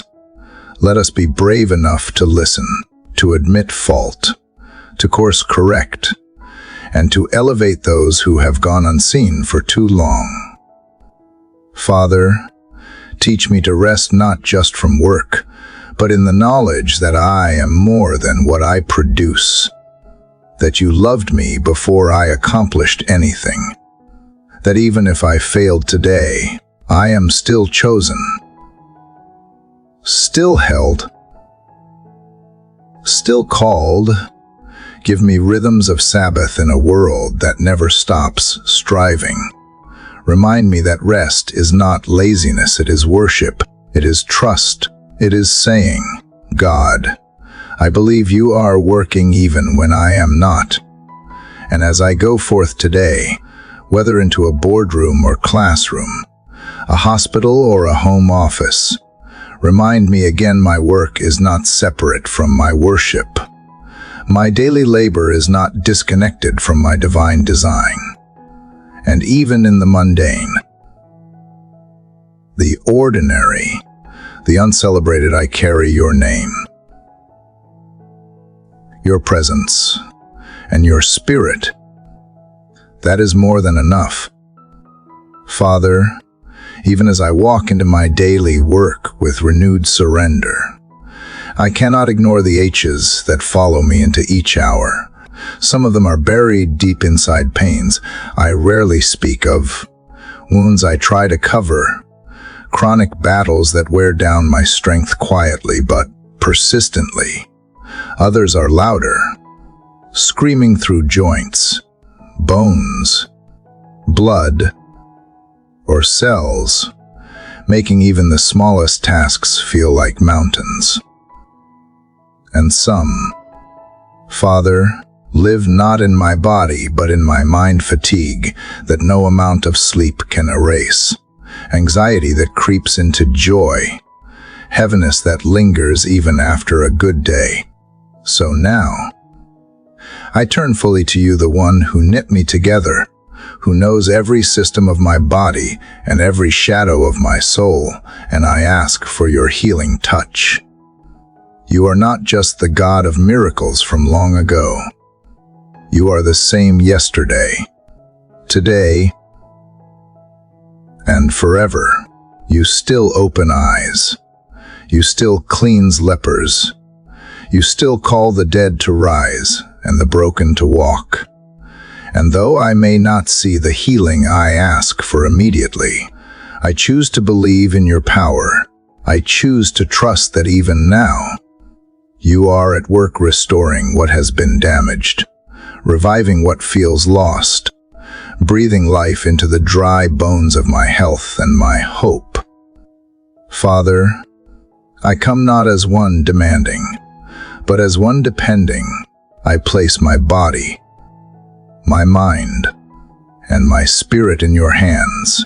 You see the scans I do not understand, the lab results I fear, the symptoms I ignore. You see the weariness behind my smile, the sleepless nights I pretend not to notice, the silent prayers whispered between appointments. And in it all, you are not absent. You are not indifferent. You are moved by compassion. You are near to the broken-hearted and attentive to the cries of your children. So I ask now not only for the relief of my pain, but for the kind of healing that reaches deeper than medicine, can go, touch what is unseen, mend what is fractured in ways I cannot name, bring wholeness where I have learned to live with brokenness. If there are emotional wounds that still bleed beneath the surface memories I have buried, traumas I have denied, betrayals I have not forgiven, help me not to numb them, but to expose them to your light. Show me where I need to forgive, where I need to grieve, where I need to release control. Teach me that healing is not always instant, but it is always holy when surrendered to you. Give me courage to walk through the process, to lean into discomfort, to trust that restoration may take time, but that you never leave me midway. Father, I pray also for the ones I love who are suffering right now. I lift up their names before you, each diagnosis, each treatment, each sleepless night. Be with them. Surround them. Strengthen their caregivers. Guide their doctors. Let hope rise even in hospital rooms. Let your peace fall like a gentle blanket over every procedure, every uncertainty, every waiting room, and where medicine reaches its limits. Let your spirit take over. You are not bound by charts or timelines. Your power knows no expiration date. For those battling depression, lift the fog. For those gripped by anxiety, bring stillness to the storm within. For those facing terminal illness, be their comfort, their anchor, their light in the tunnel. For those whose wounds are invisible but no less real, disappointment, heartbreak. Loss be the balm they did not know they needed. You are the God who sees, the God who feels, the God who acts not just in might, but in mercy. And Lord, help me to remember that healing is not just about returning to how things were. Sometimes you are leading me toward something even greater, a new perspective, a deeper empathy, a resurrected purpose. If the pain I have endured becomes part of someone else's healing, let me not resist it.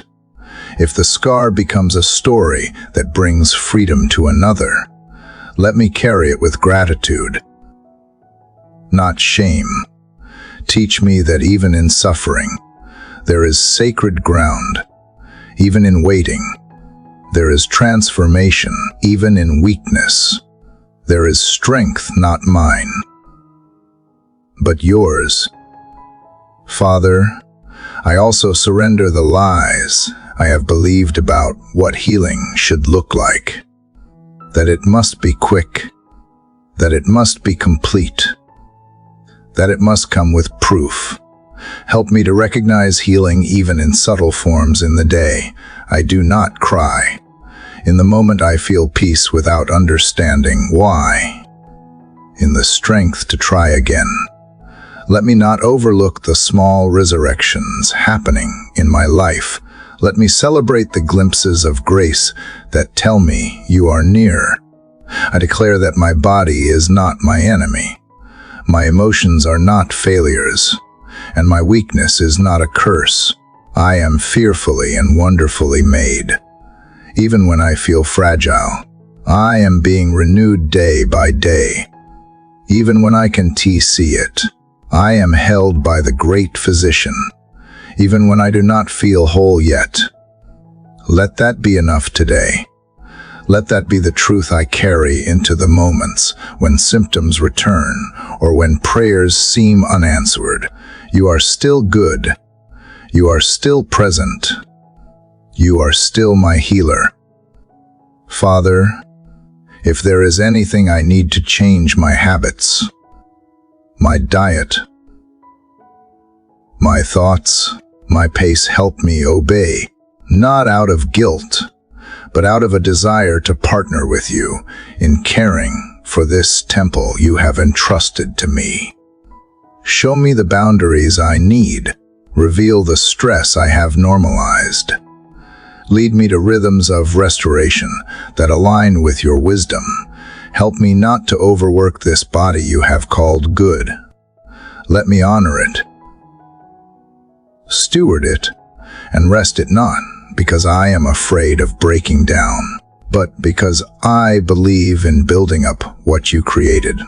And even now, as I sit in this quiet place, I breathe deeply, not just air, but the awareness of your presence.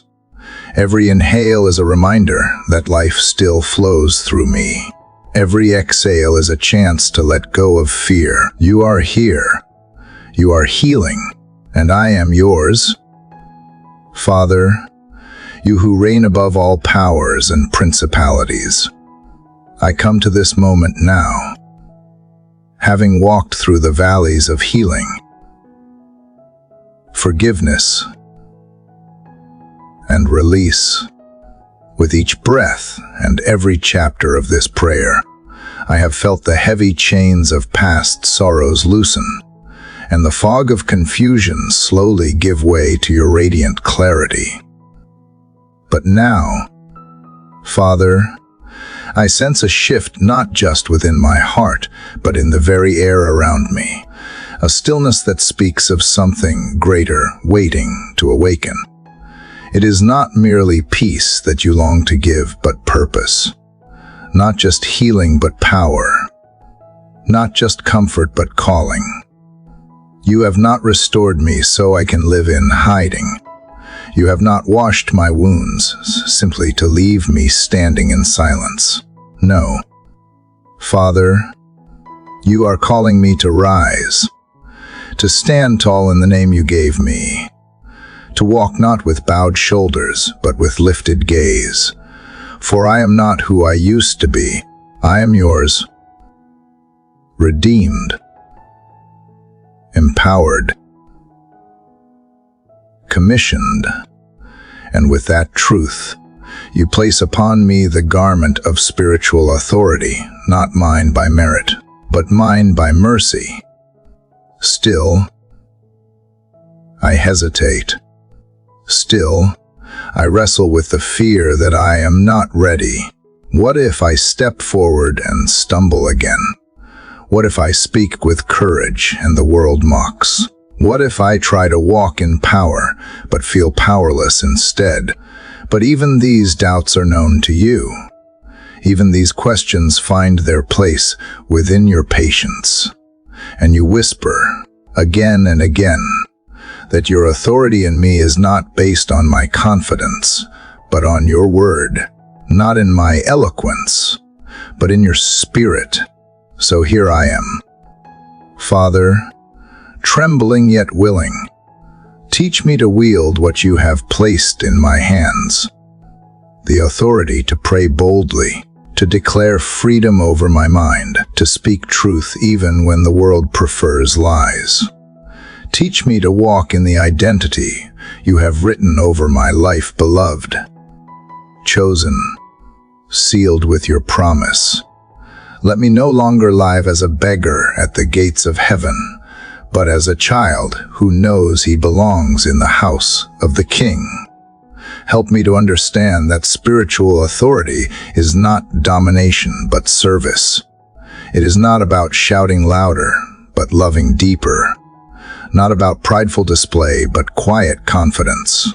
Let me carry it with reverence, knowing that to lead in your kingdom is to bow first before you. Let my authority be marked not by force, but by faith, not by fear, but by your fire within. Remind me that I have been given power over fear itself. I do not have to bow to anxiety, to despair, to the voices that once held me captive.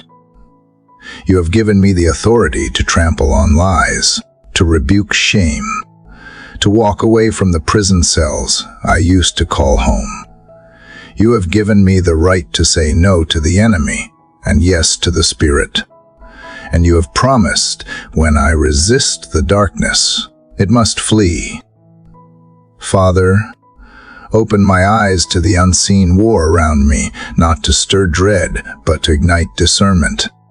Let me not walk blindly into traps of distraction or cycles of defeat. Instead, clothe me in the full armor of God, the belt of truth, the breastplate of righteousness, the shield of faith, the helmet of salvation, the sword of the Spirit, not as poetic words alone, but as real and ready weapons in the battle for my soul and the souls around me. Give me boldness, not arrogance. Give me wisdom, not recklessness. Let me speak when you speak, and stay silent when you are silent. Let me discern when to fight and when to surrender. And above all, let my authority be submitted always to yours, for I do not wish to build my kingdom, but to expand yours. Father, I ask you to ignite my voice not for volume, but for value, that when I pray, my words would carry the echo of heaven. That when I declare freedom, it would not be empty noise, but power that breaks chains. That when I speak your name, the darkness would recognize it not because of me, because of who stands behind me. I remember now that even the disciples returned, rejoicing that demons obeyed them in your name. But you reminded them not to rejoice in power, but that their names are written in heaven. And so I anchor myself in that truth. My authority does not come from the spectacular, but from the secure place of sonship. Because I belong to you, I have nothing to prove and everything to carry. So let this day be marked by spiritual clarity. Let me wake to the reality that I do not fight alone, nor do I fight unarmed. Let me move through this world with the quiet strength of one who knows heaven is near. Let me speak with the conviction of one who believes every promise. Let me serve with the authority of love, the confidence of grace, and the courage of truth. And as I walk into this day, into my spaces of influence and responsibility, let me remember that I am not a passive soul carried by the current. I am called, I am equipped, I am an ambassador of light, and though I still feel fragile at times, your strength is made perfect in weakness. So I embrace the weight of this calling not as a burden, but as a holy invitation to partner with you in the restoration of this world. Father, may this authority you have entrusted never make me forget that I am still fully dependent on you. The more you give, the more I need to kneel. The more you entrust, the deeper I must seek your face. Keep me humble. Keep me rooted. Keep me close. For in you, I live and move and have my being. In you, all true power flows. And without you, I am nothing but a noisy gong, a hollow vessel. And so, Father, I rise not in pride, but in promise, not for self, but for service. I walk forward clothed in your authority, marked by your spirit, shielded by your truth. Let the light in me reflect the light of the world. Let every step I take today echo with purpose. Let every word I speak carry eternity's weight, and may your glory be the only banner I carry. Dear Father, when you are silent, my soul listens harder. When the answer delays, my spirit leans deeper into the stillness, where you hide the treasures of faith. I am learning, painfully and slowly, that silence does not mean absence, that the waiting place is not a punishment, but an invitation to grow in trust. Father, I feel the ache of unanswered prayers. I feel the heaviness of hope deferred, and still I come. I come not because I understand, but because even without answers, I trust your heart more than I trust my eyes. In the echo of what has not yet come, I remember the promise that those who wait upon the Lord shall renew their strength, but renewal is hard to believe when my strength is threadbare. It is hard to keep my hands lifted when I have prayed the same prayer 1,000 times, and still the door remains closed. Yet something inside me refuses to give up. It is not resilience. It is not pride. It is the quiet whisper of belief that you are working in the unseen. Teach me to trust your timing, not as a cliché, but as a discipline of my heart. Let me not measure your faithfulness by how quickly you respond, but by how deeply you remain with me in the waiting. Let the delay not steal my worship. Let the silence not drown my song. Let the emptiness not erase the memory of your goodness. Sometimes, Father, I imagine you standing on the other side of the door I keep knocking on, not because you are teasing me, but because you know that in the knocking, I am being refined. You see what I do not. You know what must shift in me before the answer can be released. And though I do not like it, I am willing, not just to wait, but to wait well, to wait with hope, to wait with worship, to wait knowing that silence is not the end of the story. I remember the psalmist's cry, "How long, O Lord, will you forget me forever?" And how you responded, not with explanations, but with yourself. That is what I need. Father, not just the gift. I need the giver, not just the open door, but the presence that walks with me in the hallway. Do not let me miss the miracle of intimacy because I was too focused on the outcome. You have promised that you work all things for the good of those who love you. Even delays, even know us, even the things I do not understand. So today, I choose to declare that even if nothing changes yet, you are still good, you are still God, you are still worthy.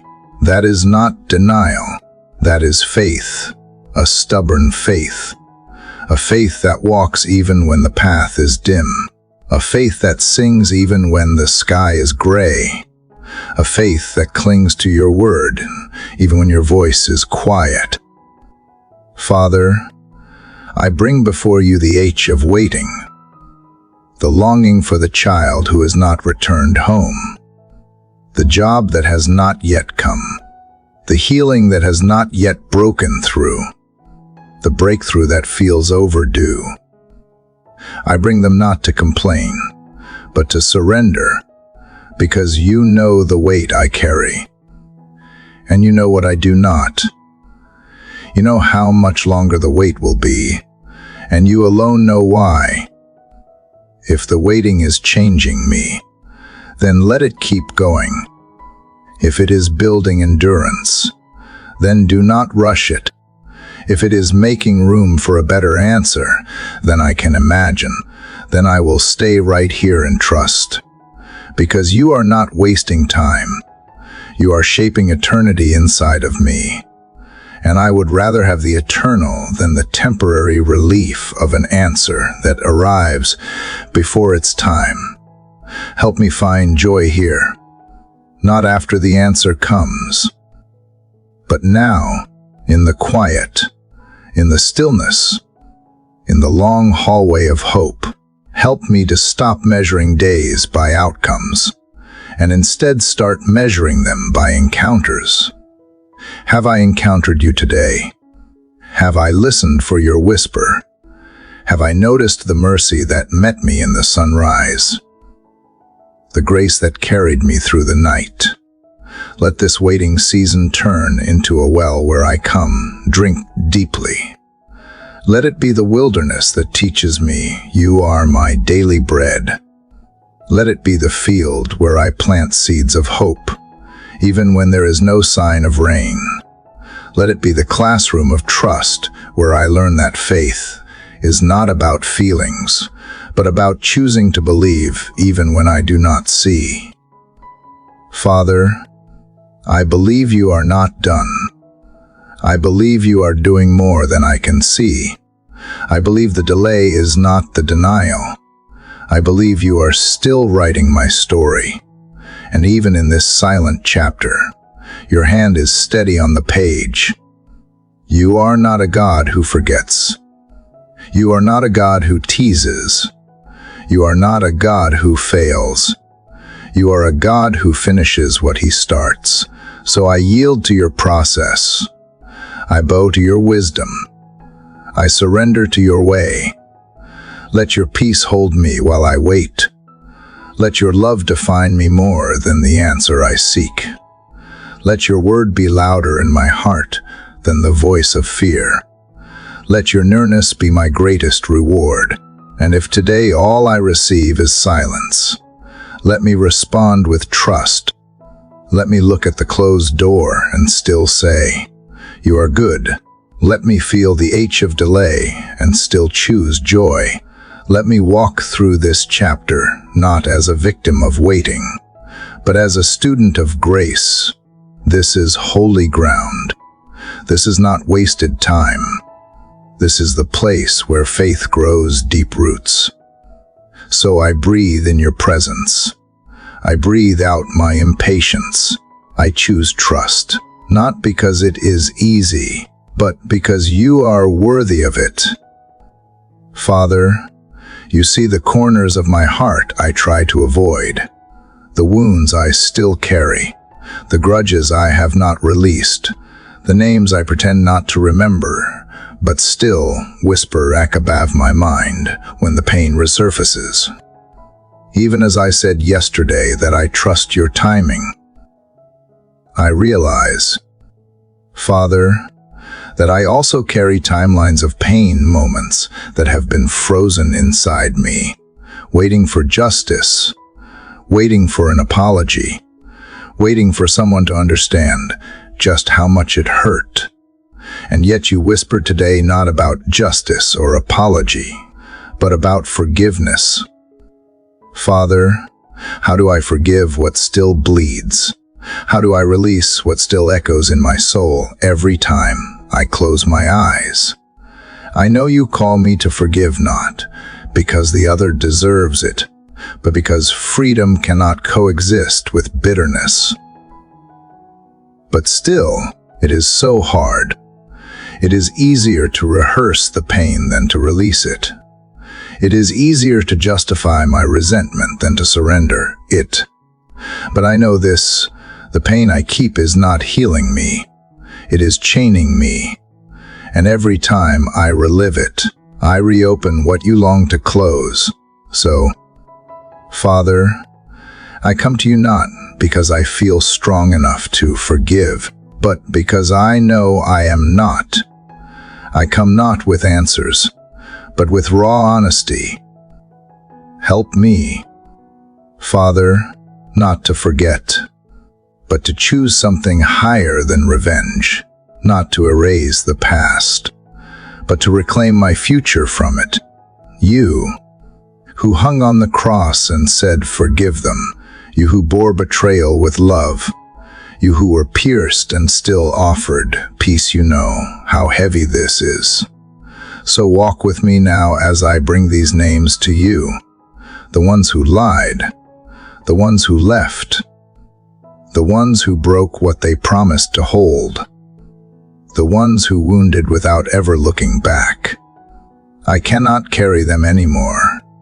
I cannot keep drinking the poison of anger and expect to live free. Teach me, Father, how to lay them at your feet, not as a gesture, but as a daily act. Not once, but every time the bitterness knocks on my door again. Teach me that forgiveness is not pretending I was not hurt, but choosing that my healing matters more than my grudge. Remind me that I do not have to wait for closure to choose peace, that I do not need their apology to walk away from the prison of my pain. I confess, sometimes I hold on to the wound because I fear that releasing it will mean it did not matter. But you remind me that forgiveness is not about denying pain. It is about choosing not to let pain define me anymore. And so I breathe deep and whisper again, even with trembling lips. I forgive, not because I feel it, because I trust you to finish the work this word begins. Father, I ask for your help where the wound is deepest. You know the betrayal that stole my joy, You know the word that crushed my confidence. You know the silence that left me feeling unseen. And you are not asking me to ignore it. You are asking me to bring it to you, because only you can take what was meant to destroy me and turn it into something sacred. Let forgiveness become the soil where new things can grow. Let it become the pathway through which I experience your own mercy in greater depth. Because when I forgive, I taste what you give me every day. You forgive me before I ask. You release me before I prove myself. You cover me when I least deserve it. Help me extend even a drop of that grace to others, not because they have earned it, but because you gave it to me first. And Father, I do not want to pretend. If I am honest, some of this forgiveness feels fake. It feels like words I say but do not mean. So I ask you to work from the inside out. Transform my heart, not just my vocabulary. Let the act of saying I forgive become a seed, and let your Spirit water it until it becomes real. Let time and truth do their work. Let grace be patient with me. I also ask you, Father, to help me forgive myself for the mistakes I have made, for the times I hurt others out of my own pain, for the moments I was not the friend, the parent, the partner, the child I should have been. Sometimes the hardest person to forgive is the one in the mirror. But if you have already called me clean, why do I keep rehearsing my shame? Free me from my own judgment. Let me walk in the same mercy I offer. And for the people I still can't forgive yet, Father, hold them for me. Keep them safe.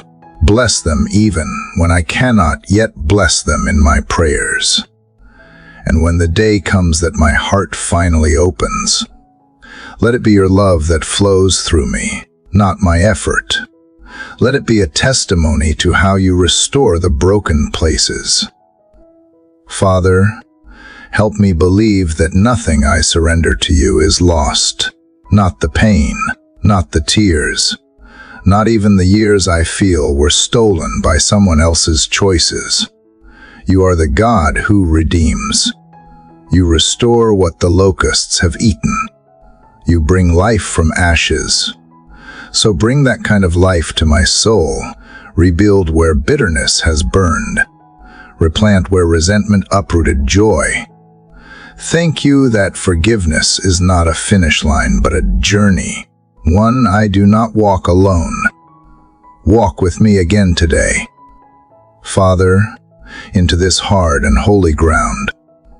Teach me that even forgiveness can become worship when I offer it with trembling faith. I trust you to hold what I cannot carry. I trust you to heal what I cannot fix.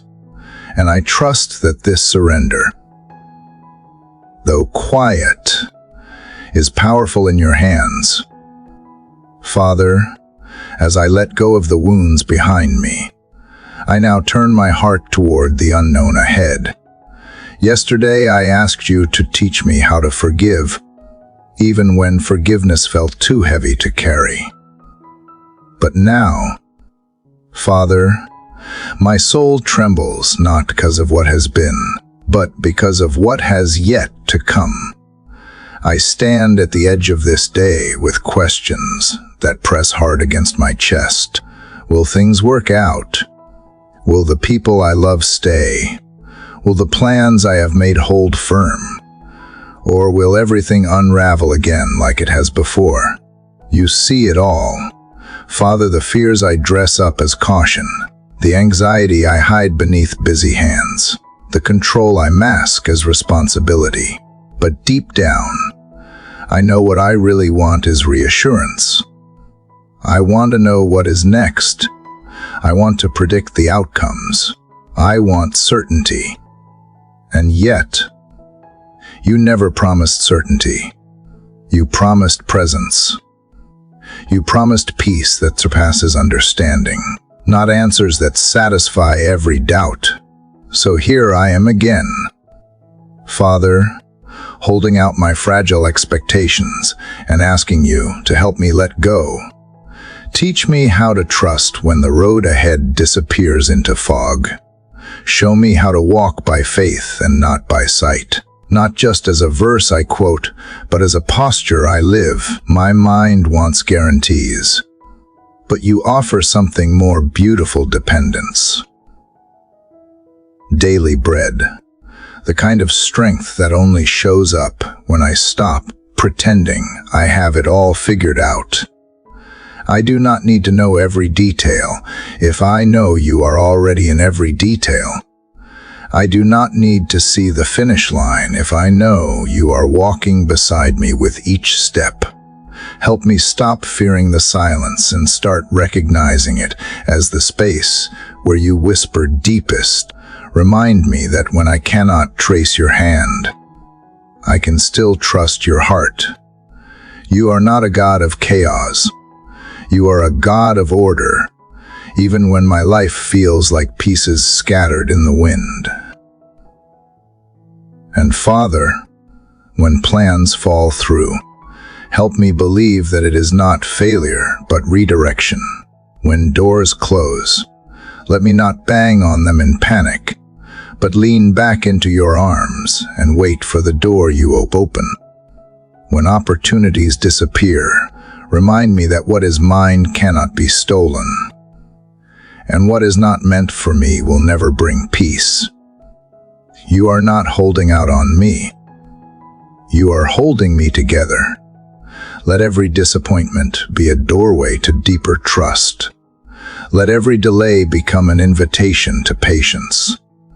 Let every detour lead me closer to your wisdom. And when the night grows long and my heart grows restless, tuck me into the truth that you never sleep, that you never stop working, even when I see nothing changing on the surface. Father, I bring to you the dreams I am afraid to speak aloud, the hopes I have buried under layers of realism, the prayers I am scared to pray because I do not want to be disappointed. But you already know them. You already see the blueprint I am too afraid to look at. So I release them to you, my timelines, my goals, my definitions of success. I lay them at your feet, not because they do not matter, but because they matter too much for me to carry them alone. When I look at the days ahead, I want to walk with courage, not calculation. I want to move with peace, not panic. I want to hold open hands, not clenched fists. And I can only do that if you are the one guiding my every step. Be the light to my path, even when you only show me one step at a time. Be the lamp that steadies my trembling, the voice that calms my racing thoughts. I know that trust is not the absence of fear, it is choosing to walk anyway. So I am not asking you to erase my fear. I am asking you to help me surrender it when my thoughts spiral toward every worst-case scenario. Speak your promises louder. When I try to control the uncontrollable, remind me that peace is not found in predictability, but in surrender. And Father, if the road ahead brings pain, do not let me be destroyed by it. If it brings waiting, do not let me be discouraged in it. If it brings surprise, let me meet it with gratitude. If it brings change, let me anchor myself in you, the one who never changes.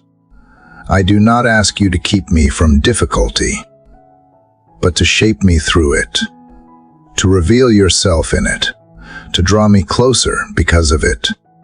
You are writing a story I cannot yet see, and even though I want to peek at the final chapters. I will trust that your plotline is filled with redemption, grace, and glory beyond my imagination. I will believe that even the interruptions have purpose. Even the confusion has layers of growth hidden within it. And even the silence is laced with your presence. So here I am, Father, again at the beginning of a new day, not asking for a map, but for a deeper trust in the one who already holds tomorrow. Help me focus not on controlling outcomes, but on remaining obedient. Not on avoiding discomfort, but on staying close to you in the middle of it. Not on proving myself, but on being myself loved, known, and held. Let your peace guard my mind like a shield. Let your promises be the compass I turn to when nothing else feels stable. And let the fear of the future shrink in the face of your faithfulness. Because I have seen you move mountains before. I have felt you show up in my darkest hours. I have watched you turn endings into beginnings and ashes into beauty. You are not just a God of history. You are the God of what is to come. And so I trust you. I trust you with the unknowns. I trust you with the outcomes. I trust you with the process. The waiting. The unfolding. And even the unraveling. Because you never lose track of me. You never forget the promises you made. You never abandon the work you started. And if you brought me this far, you will not let go now. Father, if you brought me this far, then I know you are not done with me yet. I feel the weight of yesterday's prayers still lingering in my chest, the kind of trust that does not come from ease, but from leaning hard when everything shakes. And now, Father, as I take another step into this day, I realize I am not only walking into unknowns, I am walking into fire. Not always literal flames, but the kind that test the soul, refine the heart, and leave behind either ashes or gold. So here I come, not with polished words, but with a trembling spirit asking for strength, not the kind that overpowers, but the kind that endures, the kind that keeps standing when my knees want to give out, the kind that keeps loving when I have been hurt, the kind that keeps hoping when every voice says it is foolish. I need that strength. Father, not because I am trying to prove anything, but because I want to make it through without losing who I am. You have said that fire refines gold, and I know you would not allow the flame unless you intended to use it. But still, Father, it burns. It burns when relationships shift, and I do not know why. It burns when opportunities vanish, and I am left staring at closed doors. It burns when my efforts seem invisible, when my prayers feel unanswered, when my faith feels too small. I want to pretend it does not hurt, but I will choose to believe that pain does not mean absence. Suffering does not mean punishment. Waiting does not mean abandonment. Help me, Father, not to run from the fire in fear, but to walk through it with trust. Let me find you in the middle of the heat, like the fourth figure in the furnace with Shadrach, Meshach, and Abednego. Let me remember that though the flames surrounded them, they were not consumed, and I believe you still walk with those who refuse to bow to fear, who choose to trust even when they cannot escape the trial. If the fire comes in the form of rejection, teach me to anchor my identity in your love. not in the approval of others. If it comes through loss, teach me to grieve honestly but not without hope. If it comes through uncertainty, let me find peace not in clarity, but in closeness to you. I do not need to understand the why if I can sense your hand. Father, I want to ask you to take the fire away if the fire is where I will find you more fully. But I will ask that you carry me when my feet grow weary, when my tears blur the path, when my strength is buried under exhaustion. Be the breath in my lungs when I feel like I cannot go on. Be the calm in my soul when panic tries to take over. Be the stillness in my spirit when everything around me screams for urgency. I do not want to come out of this fire bitter.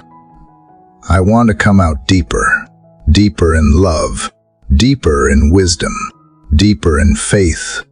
So whatever has to burn away pride, fear, control, self-reliance, I say yes. Take it. Remove what keeps me from you. Strip away the distractions I cling to like safety nets. Break every chain that holds me back from walking in truth. And if you choose to allow the heat to rise, let it rise not to destroy, but to cleanse, to purify, to set free. Let this fire teach me compassion, not comparison. Let it open my eyes to the pain in others, so I never look away. Let it soften me instead of hardening me. Let it make me more like Jesus, who walked the road of suffering not with resentment, but with surrender. I want that kind of courage. Father, not the loud kind, but the steady kind. The kind that keeps going even when no one is watching. The kind that believes even when the results have not come. The kind that keeps singing even when the prison cell feels dark. And Father, while I am in the middle of the fire, let me not isolate myself. Remind me that even when I feel alone, I am surrounded by those who have walked through flames of their own. Let me reach out instead of shutting down. Let me speak instead of stuffing it all inside. Let me ask for help instead of pretending I am fine. Because strength is not silence. Strength is knowing when to lean on others and when to fall into your arms. If I am being refined, let the process not be wasted. Let my words carry more weight because they have come through fire. Let my eyes see clearer because they have cried through pain. Let my heart beat stronger because it has broken and healed. Let me carry joy that is deeper than circumstance, peace that is louder than chaos, love that is fiercer than fear. I may not always feel brave, Father, but I will choose to walk anyway. And I know that with each step, you are ahead of me, behind me, beside me. You are not watching from a distance. You are right here, right now, in this fire, in this moment, in this breath. So I hold tight to your promises, not just the ones I understand, but especially the ones I do not, because you said you would never leave me. You said you would finish what you started. You said no weapon formed against me would prosper. You said when I pass through the waters, you will be with me. And when I walk through the fire, I will not be burned. I am standing on those words today, not because I feel strong, but because you are. Let me live from that place not of fear, but of trust.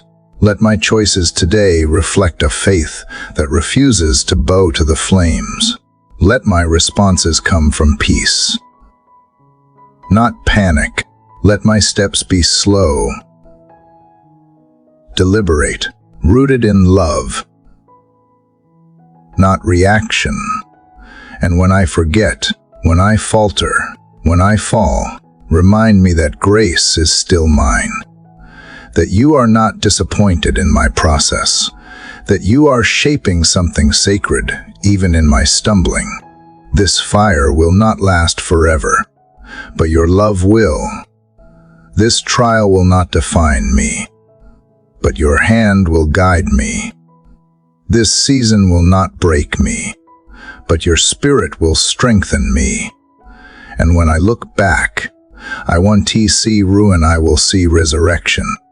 I will see how you turned ashes into beauty, mourning into joy, brokenness into testimony. So with open hands and a willing heart, I walk forward, through the fire, with you, for you.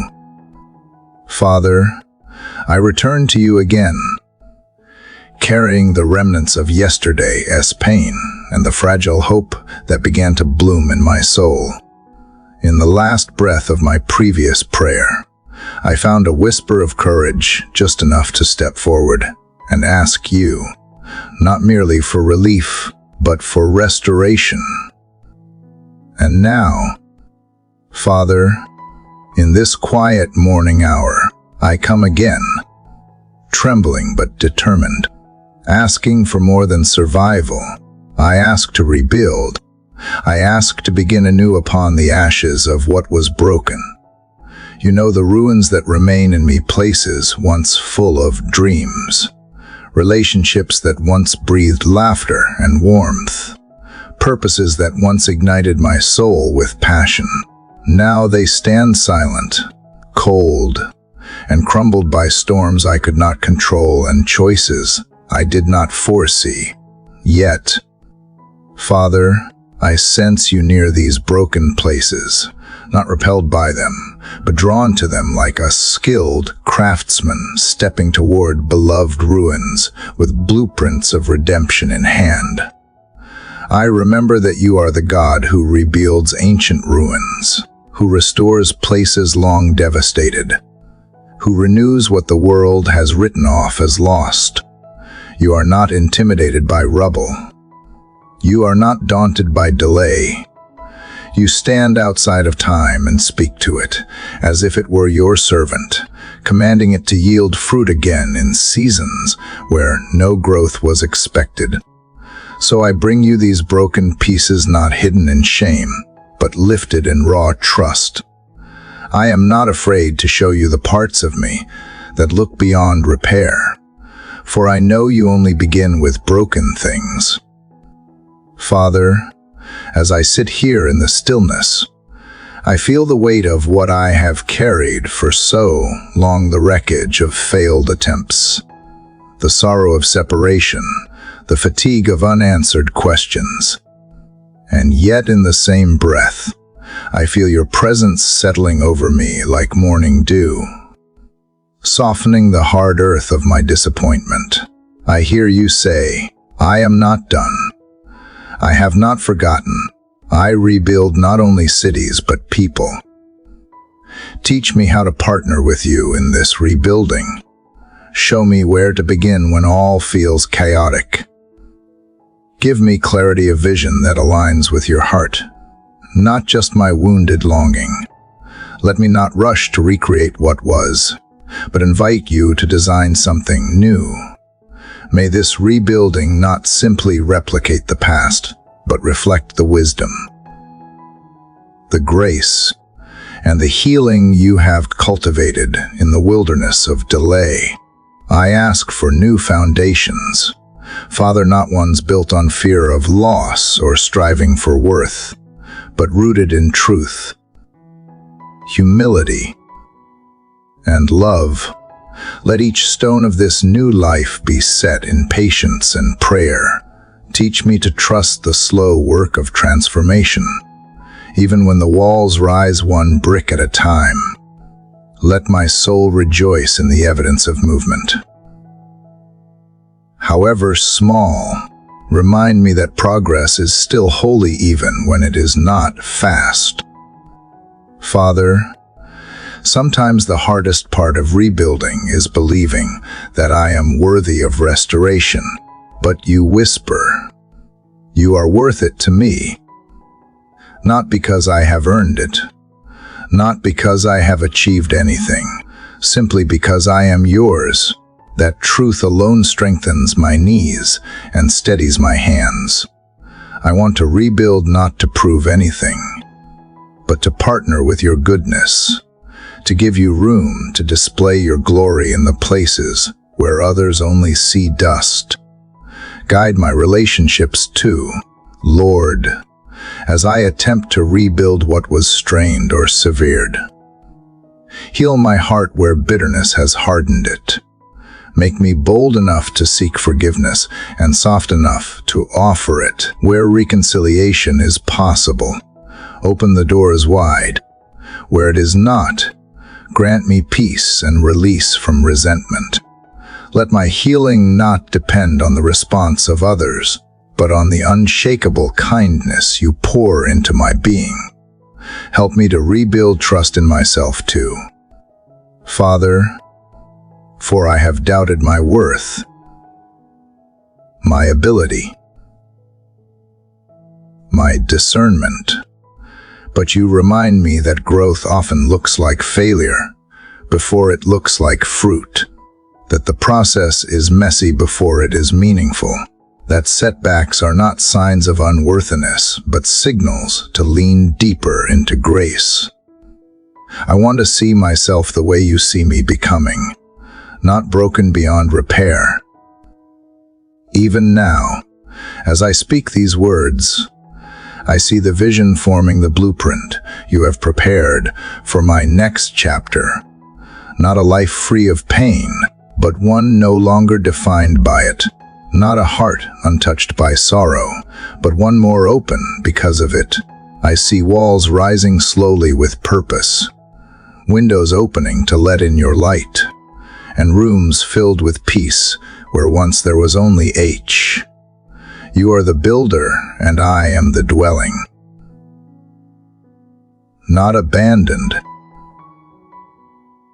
not condemned, but being restored by love, one prayer at a time.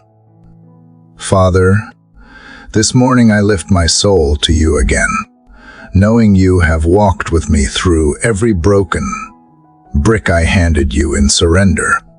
The ruins are no longer scattered in the shadows. You have started rebuilding. And though it is still tender, though not yet complete, there is form now. There is structure. There is hope.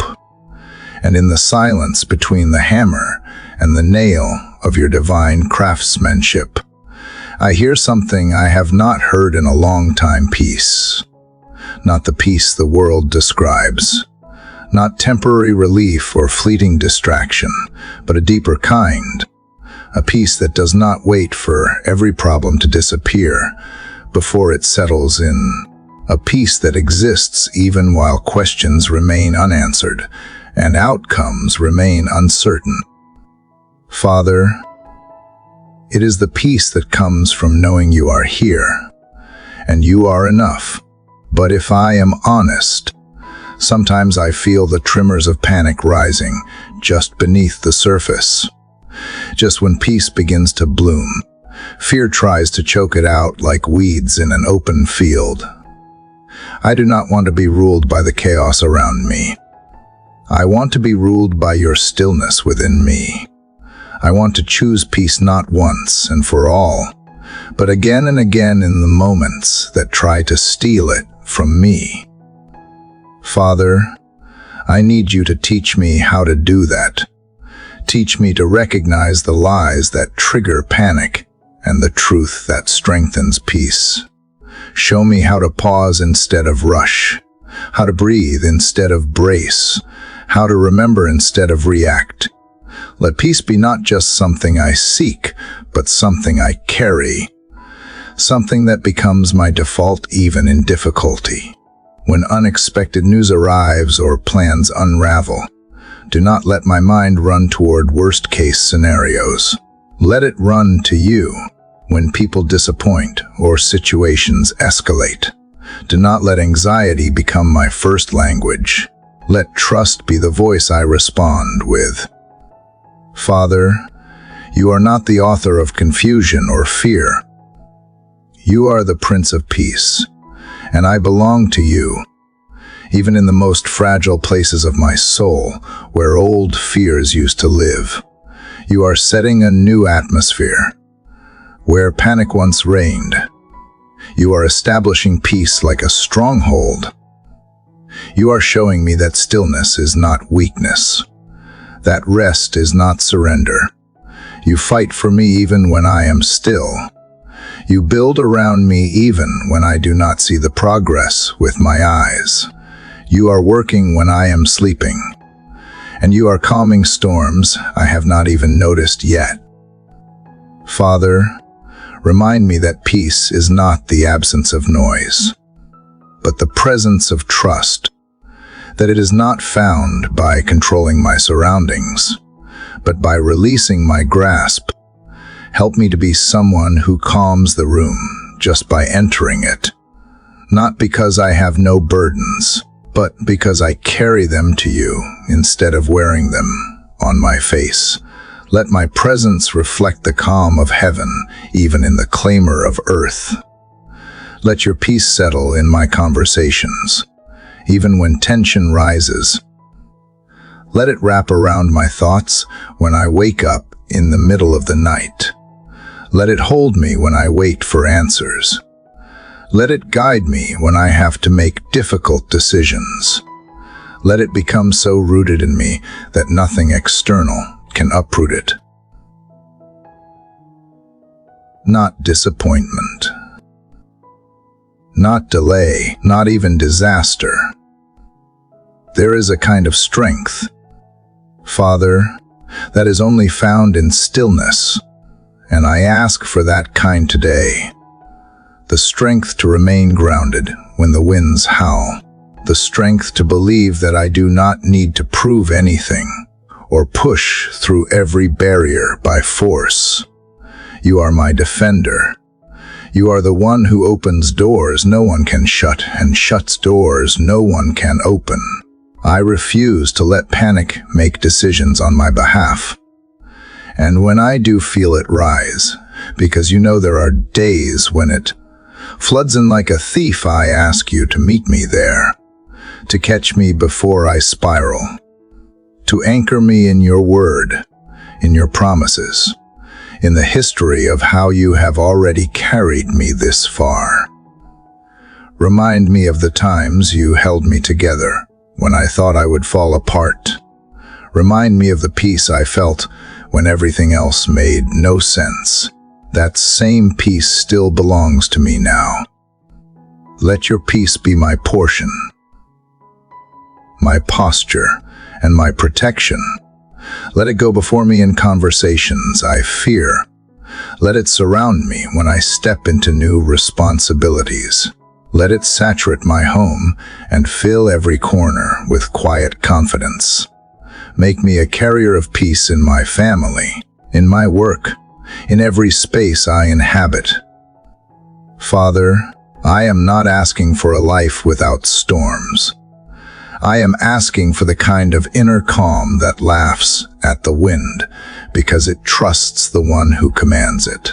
The kind of peace that walks on water with eyes fixed on Jesus. The kind that rests even in the boat while waves crash around it. Give me that peace. Make it my daily choice, not my desperate last resort. So as I walk into today, no matter what waits for me on the other side of this prayer, let panic have no place in me. Let peace be my posture, my language, my shield. Because I know who holds this day. I know who walks with me.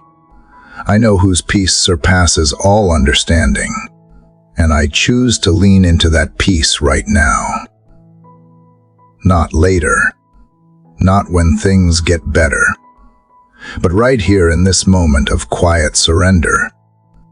Father, You who have heard my trembling voice in the silence of every dawn. I come again not as one unsure, but as one who has been carried. The winds of yesterday whispered your promises with fresh assurance, and even though not every chain has yet broken, I feel the tremble of the first cracks. It is as if the weight that bound me has started to shift, not fully gone, but not immovable anymore. I know now, not by logic but by spirit, that liberation often begins in silence, one link loosening while the rest still clings. That is where I am with you now. Father, I am in that holy in-between where hope is no longer a distant dream, but also not yet a full reality. I have come to sit with you inside that sacred unfolding. I used to believe deliverance came in a flash, but you have shown me otherwise. You have taught me that sometimes the mightiest miracles grow in the smallest cracks, quiet, unnoticed, uncelebrated. The heavy chains I have worn for so long, shame, fear, bitterness, have not snapped all at once. But today, I can say one of them has slipped. I felt it this morning, Father, before the sun had fully risen. It was in the way I breathed without pressure, in the way my tears no longer tasted of defeat. I did not even try to be strong. I simply was not afraid anymore. And that, I believe, was you. You are the voice inside my valleys, whispering strength before I ever take a step. You are the fire that does not consume but purifies. And in that purification, the chains are melting, slowly, reverently. They surrender, not to my will but to your glory. I am learning to thank you, even for the shackles that stayed longer than they should have, because they taught me how to recognize freedom when it finally comes. I no longer resent the waiting. I have begun to bless it. Today, I no longer pray for escape, but for revelation.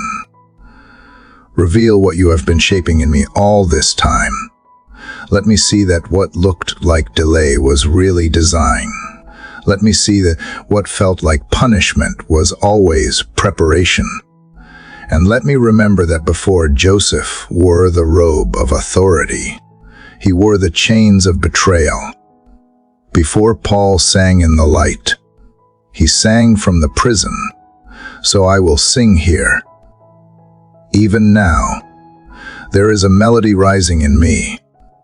Father, it is not loud. It does not need to be, but it is true. It is pure. It is yours. It does not come from the absence of pain, but from the presence of purpose. I used to beg you to take away the pain. Now I ask you to make the pain holy. Let it bear fruit. Let it mean something. Let it become part of the testimony I have yet to tell. Let every chain that falls remind me that you were with me, even when they were still locked tight around my spirit. I am not the same person who first cried out to you in the dark. That version of me only knew desperation, but now I know connection. I know communion. I know what it means to be comforted without explanation. You have become not just my rescuer, but my rest, not just my fortress, but my friend. You have broken chains, yes, but you have also broken silence. That is the greater miracle. You spoke to me. You walked with me. And now, even if some chains remain, I no longer carry them alone. Father, I confess something new today. I used to see every delay as abandonment. I now see them as invitations. You never left. You were simply working in places I could not see. And maybe, just maybe, the chains did not fall because they still had a story to tell. Now I see that my scars are not signs of failure, but signs of survival. And I know you are the God who counts both, the broken chains and the broken dreams. You do not ignore either. You redeem both. So let my voice rise as the sun does. Let it echo in the unseen places where other weary hearts wait for their own chains to shake. May my prayer be the sound that reminds someone else that their breakthrough is near, that their cries have been counted, that their stillness is not wasted, that you are not delayed. You are deliberate. You move not at the pace of my panic, but at the rhythm of eternal purpose. I used to plead for signs. Now I look for fruit. And the fruit I see is trust. Not yet the full harvest, but the first ripe evidence of change. I woke up this morning not with anxiety, but with peace. And that peace is proof enough. The chain is falling. It may be slow. It may be quiet, but it is sure. You are the God who finishes what he starts. And this freedom you have begun in me will not be abandoned halfway. So, Father, I offer not just thanks, but recognition. I recognize your fingerprint in the shift. I recognize your breath in the stillness. I recognize your fire in the trial. And I choose freely to remain here with you until every last chain falls. Not because I need to see them all broken to believe in you, but because I already believe, even while they remain. And that, perhaps, is the very faith that melts iron faster than fire. Father, as I continue to rest in the stillness of your presence, I feel the quiet pull toward surrender. Not the kind of surrender that is defeat, but the holy letting go, the release of clenched hands, the loosening of burdens I have carried so long they have become part of how I move through the world. The chapter before me flows naturally from the one I just whispered in your ear. For it is impossible to embrace peace if I insist on holding tightly to control. And so, Father, here I am again, not to ask for more strength, but to finally hand over what was never mine to bear alone. There is something terrifying about not knowing what tomorrow holds. My human nature craves certainty. Predictability, the comfort of mapping my own destiny. I reach for answers. I strategize outcomes. I overthink every variable, convinced that my intelligence or effort might safeguard me from disappointment. But lately, Father, I have begun to see how exhausting it is to play the role of my own savior.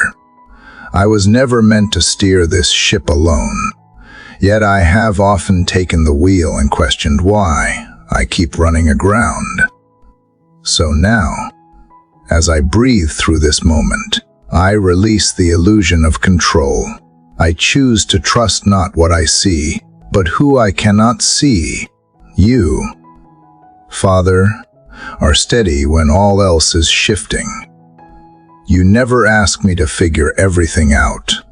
You only asked me to follow. And yet I have made plans without consulting your heart. I have built expectations on foundations that were never blessed. I have chased opportunities that glittered on the surface, but were empty within. And when things did not unfold the way I envisioned, I questioned you. I doubted your timing. I accused you of silence, but the truth is, Your hand was guiding me even through what I misread as detours. Looking back, I see how even the closed doors were your kindness. Even the long waits were your protection. Even the painful pauses were your grace in disguise. Father, help me remember that trust is not passive, it is an active surrender, a courageous release of my plans into your perfect will. Letting go does not mean apathy. It means choosing to move forward without the demand, to know how every thread will tie together. It means praying with open hands, not gripping the outcome. It means obeying when the path is dim, because I believe you see what I cannot. I have spent so long trying to manufacture peace through control, only to find myself more anxious, more restless, more wary. But now I understand. Peace is not the fruit of control, it is the result of trust. Trust in you, trust in your nature, trust in your promises that have never returned void. Even when I do not see the full picture, I can still walk boldly if I know the artist behind the canvas. There are moments when I look around and feel like nothing makes sense. Plans unravel, people walk away, dreams seem to stall. In those seasons, it is tempting to panic, to grasp at whatever fragments I can gather. But Father, you are teaching me to pause instead, to breathe, to remember that you are not alarmed by my chaos. You are not caught off guard by the things that catch me by surprise. You have already written the ending before I even began this chapter. My role is not to manipulate the narrative, but to trust the author. You do not need me to fix what is broken. You simply ask that I bring the pieces to you. Even now, I feel you gently peeling my fingers off the steering wheel, not in anger, not in rebuke, but with the tenderness of a father who longs to carry what is too heavy for his child, and I let go. Father, I surrender the need to control outcomes,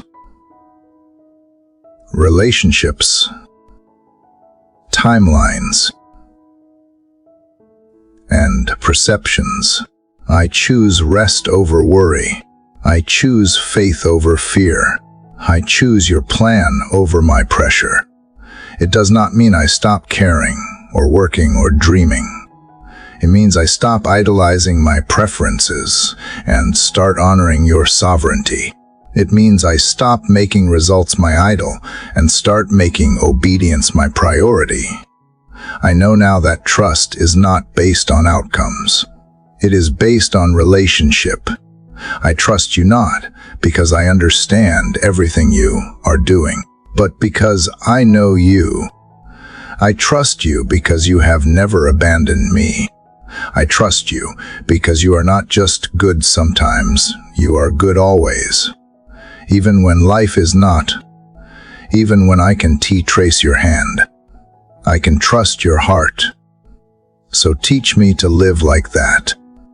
Father, teach me to walk freely, not because I am in control, but because you are.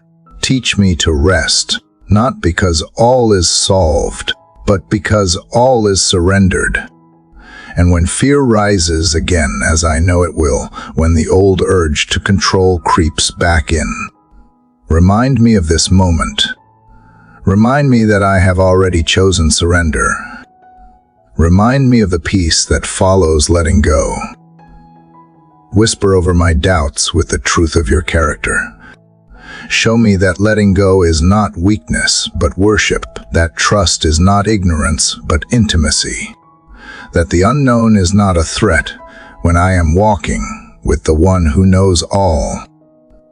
Father, I offer this day, this moment, This breath to you, I release every false expectation, every anxious thought, every rigid plan. I release the stories I have written in my head, the fears I have nurtured in my heart, the timelines I have drafted with ink you never gave me. And as I let them go, I feel lighter, not because my circumstances have changed, but because I am not clinging anymore. I am resting. I am trusting. I am choosing you. So if the path before me looks uncertain, if the answers do not come quickly, if the winds shift and I find myself in unfamiliar places, remind me that I am not lost. I am led. I am not wandering. I am walking with you, and that is enough. Father, as the final thread of this prayer begins to weave into the tapestry of all the mornings before it, I pause here, not to say goodbye, but to breathe deeply the fullness of what you have poured out across this journey. You have been the quiet presence in every chapter, the calm voice through every tremble, the strength behind each whispered word. And now, standing at the edge of this final step, I do not feel an ending, but a beginning soft, slow, and sacred like the first light that touches the earth at dawn. This has been more than a prayer. It has been a walk, a winding path through valleys of surrender, mountains of faith, rivers of tears, and gardens of grace. Every page has carried a piece of my heart laid bare before you. I have wept in confession, rested in your promises, fought in spiritual boldness, and knelt in awe. And now, as the silence of morning stretches into day, I find myself wrapped not in closure, but in invitation, a holy invitation to keep walking, to keep listening, to keep choosing you again and again. Each word I spoke was a step toward trust. Each breath was a release of what was never mine to control. You met me in the uncertainty. You comforted me in the waiting. You challenged me in the silence, and you loved me through it all. Not once did you turn away. Not once did you grow wary of my doubts or disappointed in my frailty. Instead, you drew closer. You stooped down into my mess, my weariness, my wandering heart, and lifted me with hands that hold the whole universe. And now, Father, as the curtain rises on this new day, I feel something different, not a sudden explosion of triumph, not a loud anthem of victory, but something quieter, deeper, a peace that flows like a stream and settles like dew, the kind of peace that does not always shout, but whispers, "You are safe, you are loved. Keep going, and so I will. Not because I have reached some perfect place, because I have tasted the goodness of walking with you, even in imperfection. And I want more. More of your presence, more of your whispers, more of the steady rhythm of grace that carries me forward when I have no strength of my own. Let this final prayer not be the end, but a doorway. Let every listener, every soul who joined this journey, find themselves drawn into the deeper places of communion with you. Let them know they were never alone, not in their pain, not in their fear, not in the secret struggles they have never spoken aloud. You were there, you are still there, and you will always be, as steady as the tide, as near as the air we breathe. Thank you for being the kind of father who listens, not just to eloquent words, but to the trembling silence behind them. Who reads the prayers we do not know how to speak? Who understands the ache beneath our joy and the longing beneath our praise? You have never asked for performance, only presence. Never demanded perfection, only honesty. And so we came to you raw, real, broken, hopeful, and you received us with open arms. This is the beauty of who you are. You transform wounds into wisdom, ashes into beauty, despair into songs of quiet strength. You take the pieces we hand you and shape them into something far more glorious than we could imagine. And though we may still walk through fire and storm, we now walk differently. We walk as those who are held, not just by a distant deity, but by a Father who knows every hair on our head and every hope in our chest. So now, Father, as we part from this time of reflection, we do not part from you. This connection does not fade with the closing of a chapter. It continues in every breath, in every quiet moment, in every step of obedience that follows. It continues in the way we speak with kindness, in the way we choose compassion, in the way we hold faith even when feelings falter. This prayer is the seed. What grows from it will be our daily lives watered by faith, rooted in trust, and reaching always toward you. For everyone who listened, who leaned in, who journeyed through these words, not just with their ears, but with their hearts. Thank you. You have shown up not just for this prayer, but for yourself, for your soul, for your future, for your relationship with the one who loves you most. And if there is anything I hope you carry from here, let it be this: you are never too far, too broken, too small, or too late for the embrace of the Father.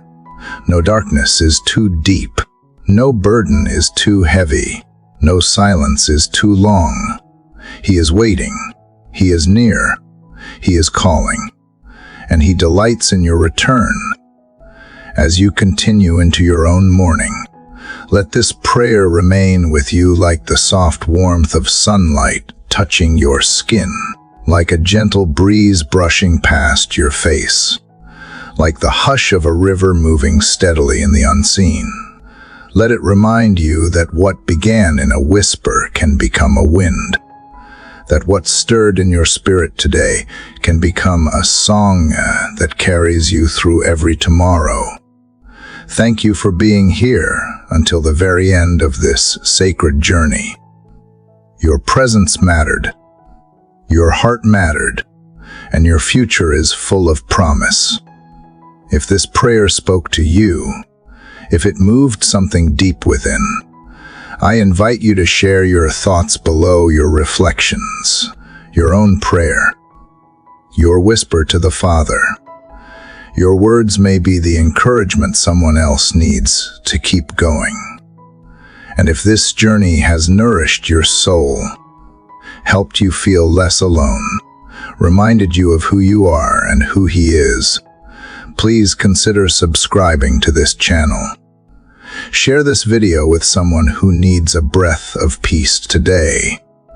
Let us continue walking this path of faith together, one morning at a time, one prayer at a time, always reaching for the light that never fades, like the first light of dawn that breaks the darkness, not with noise, but with gentle assurance.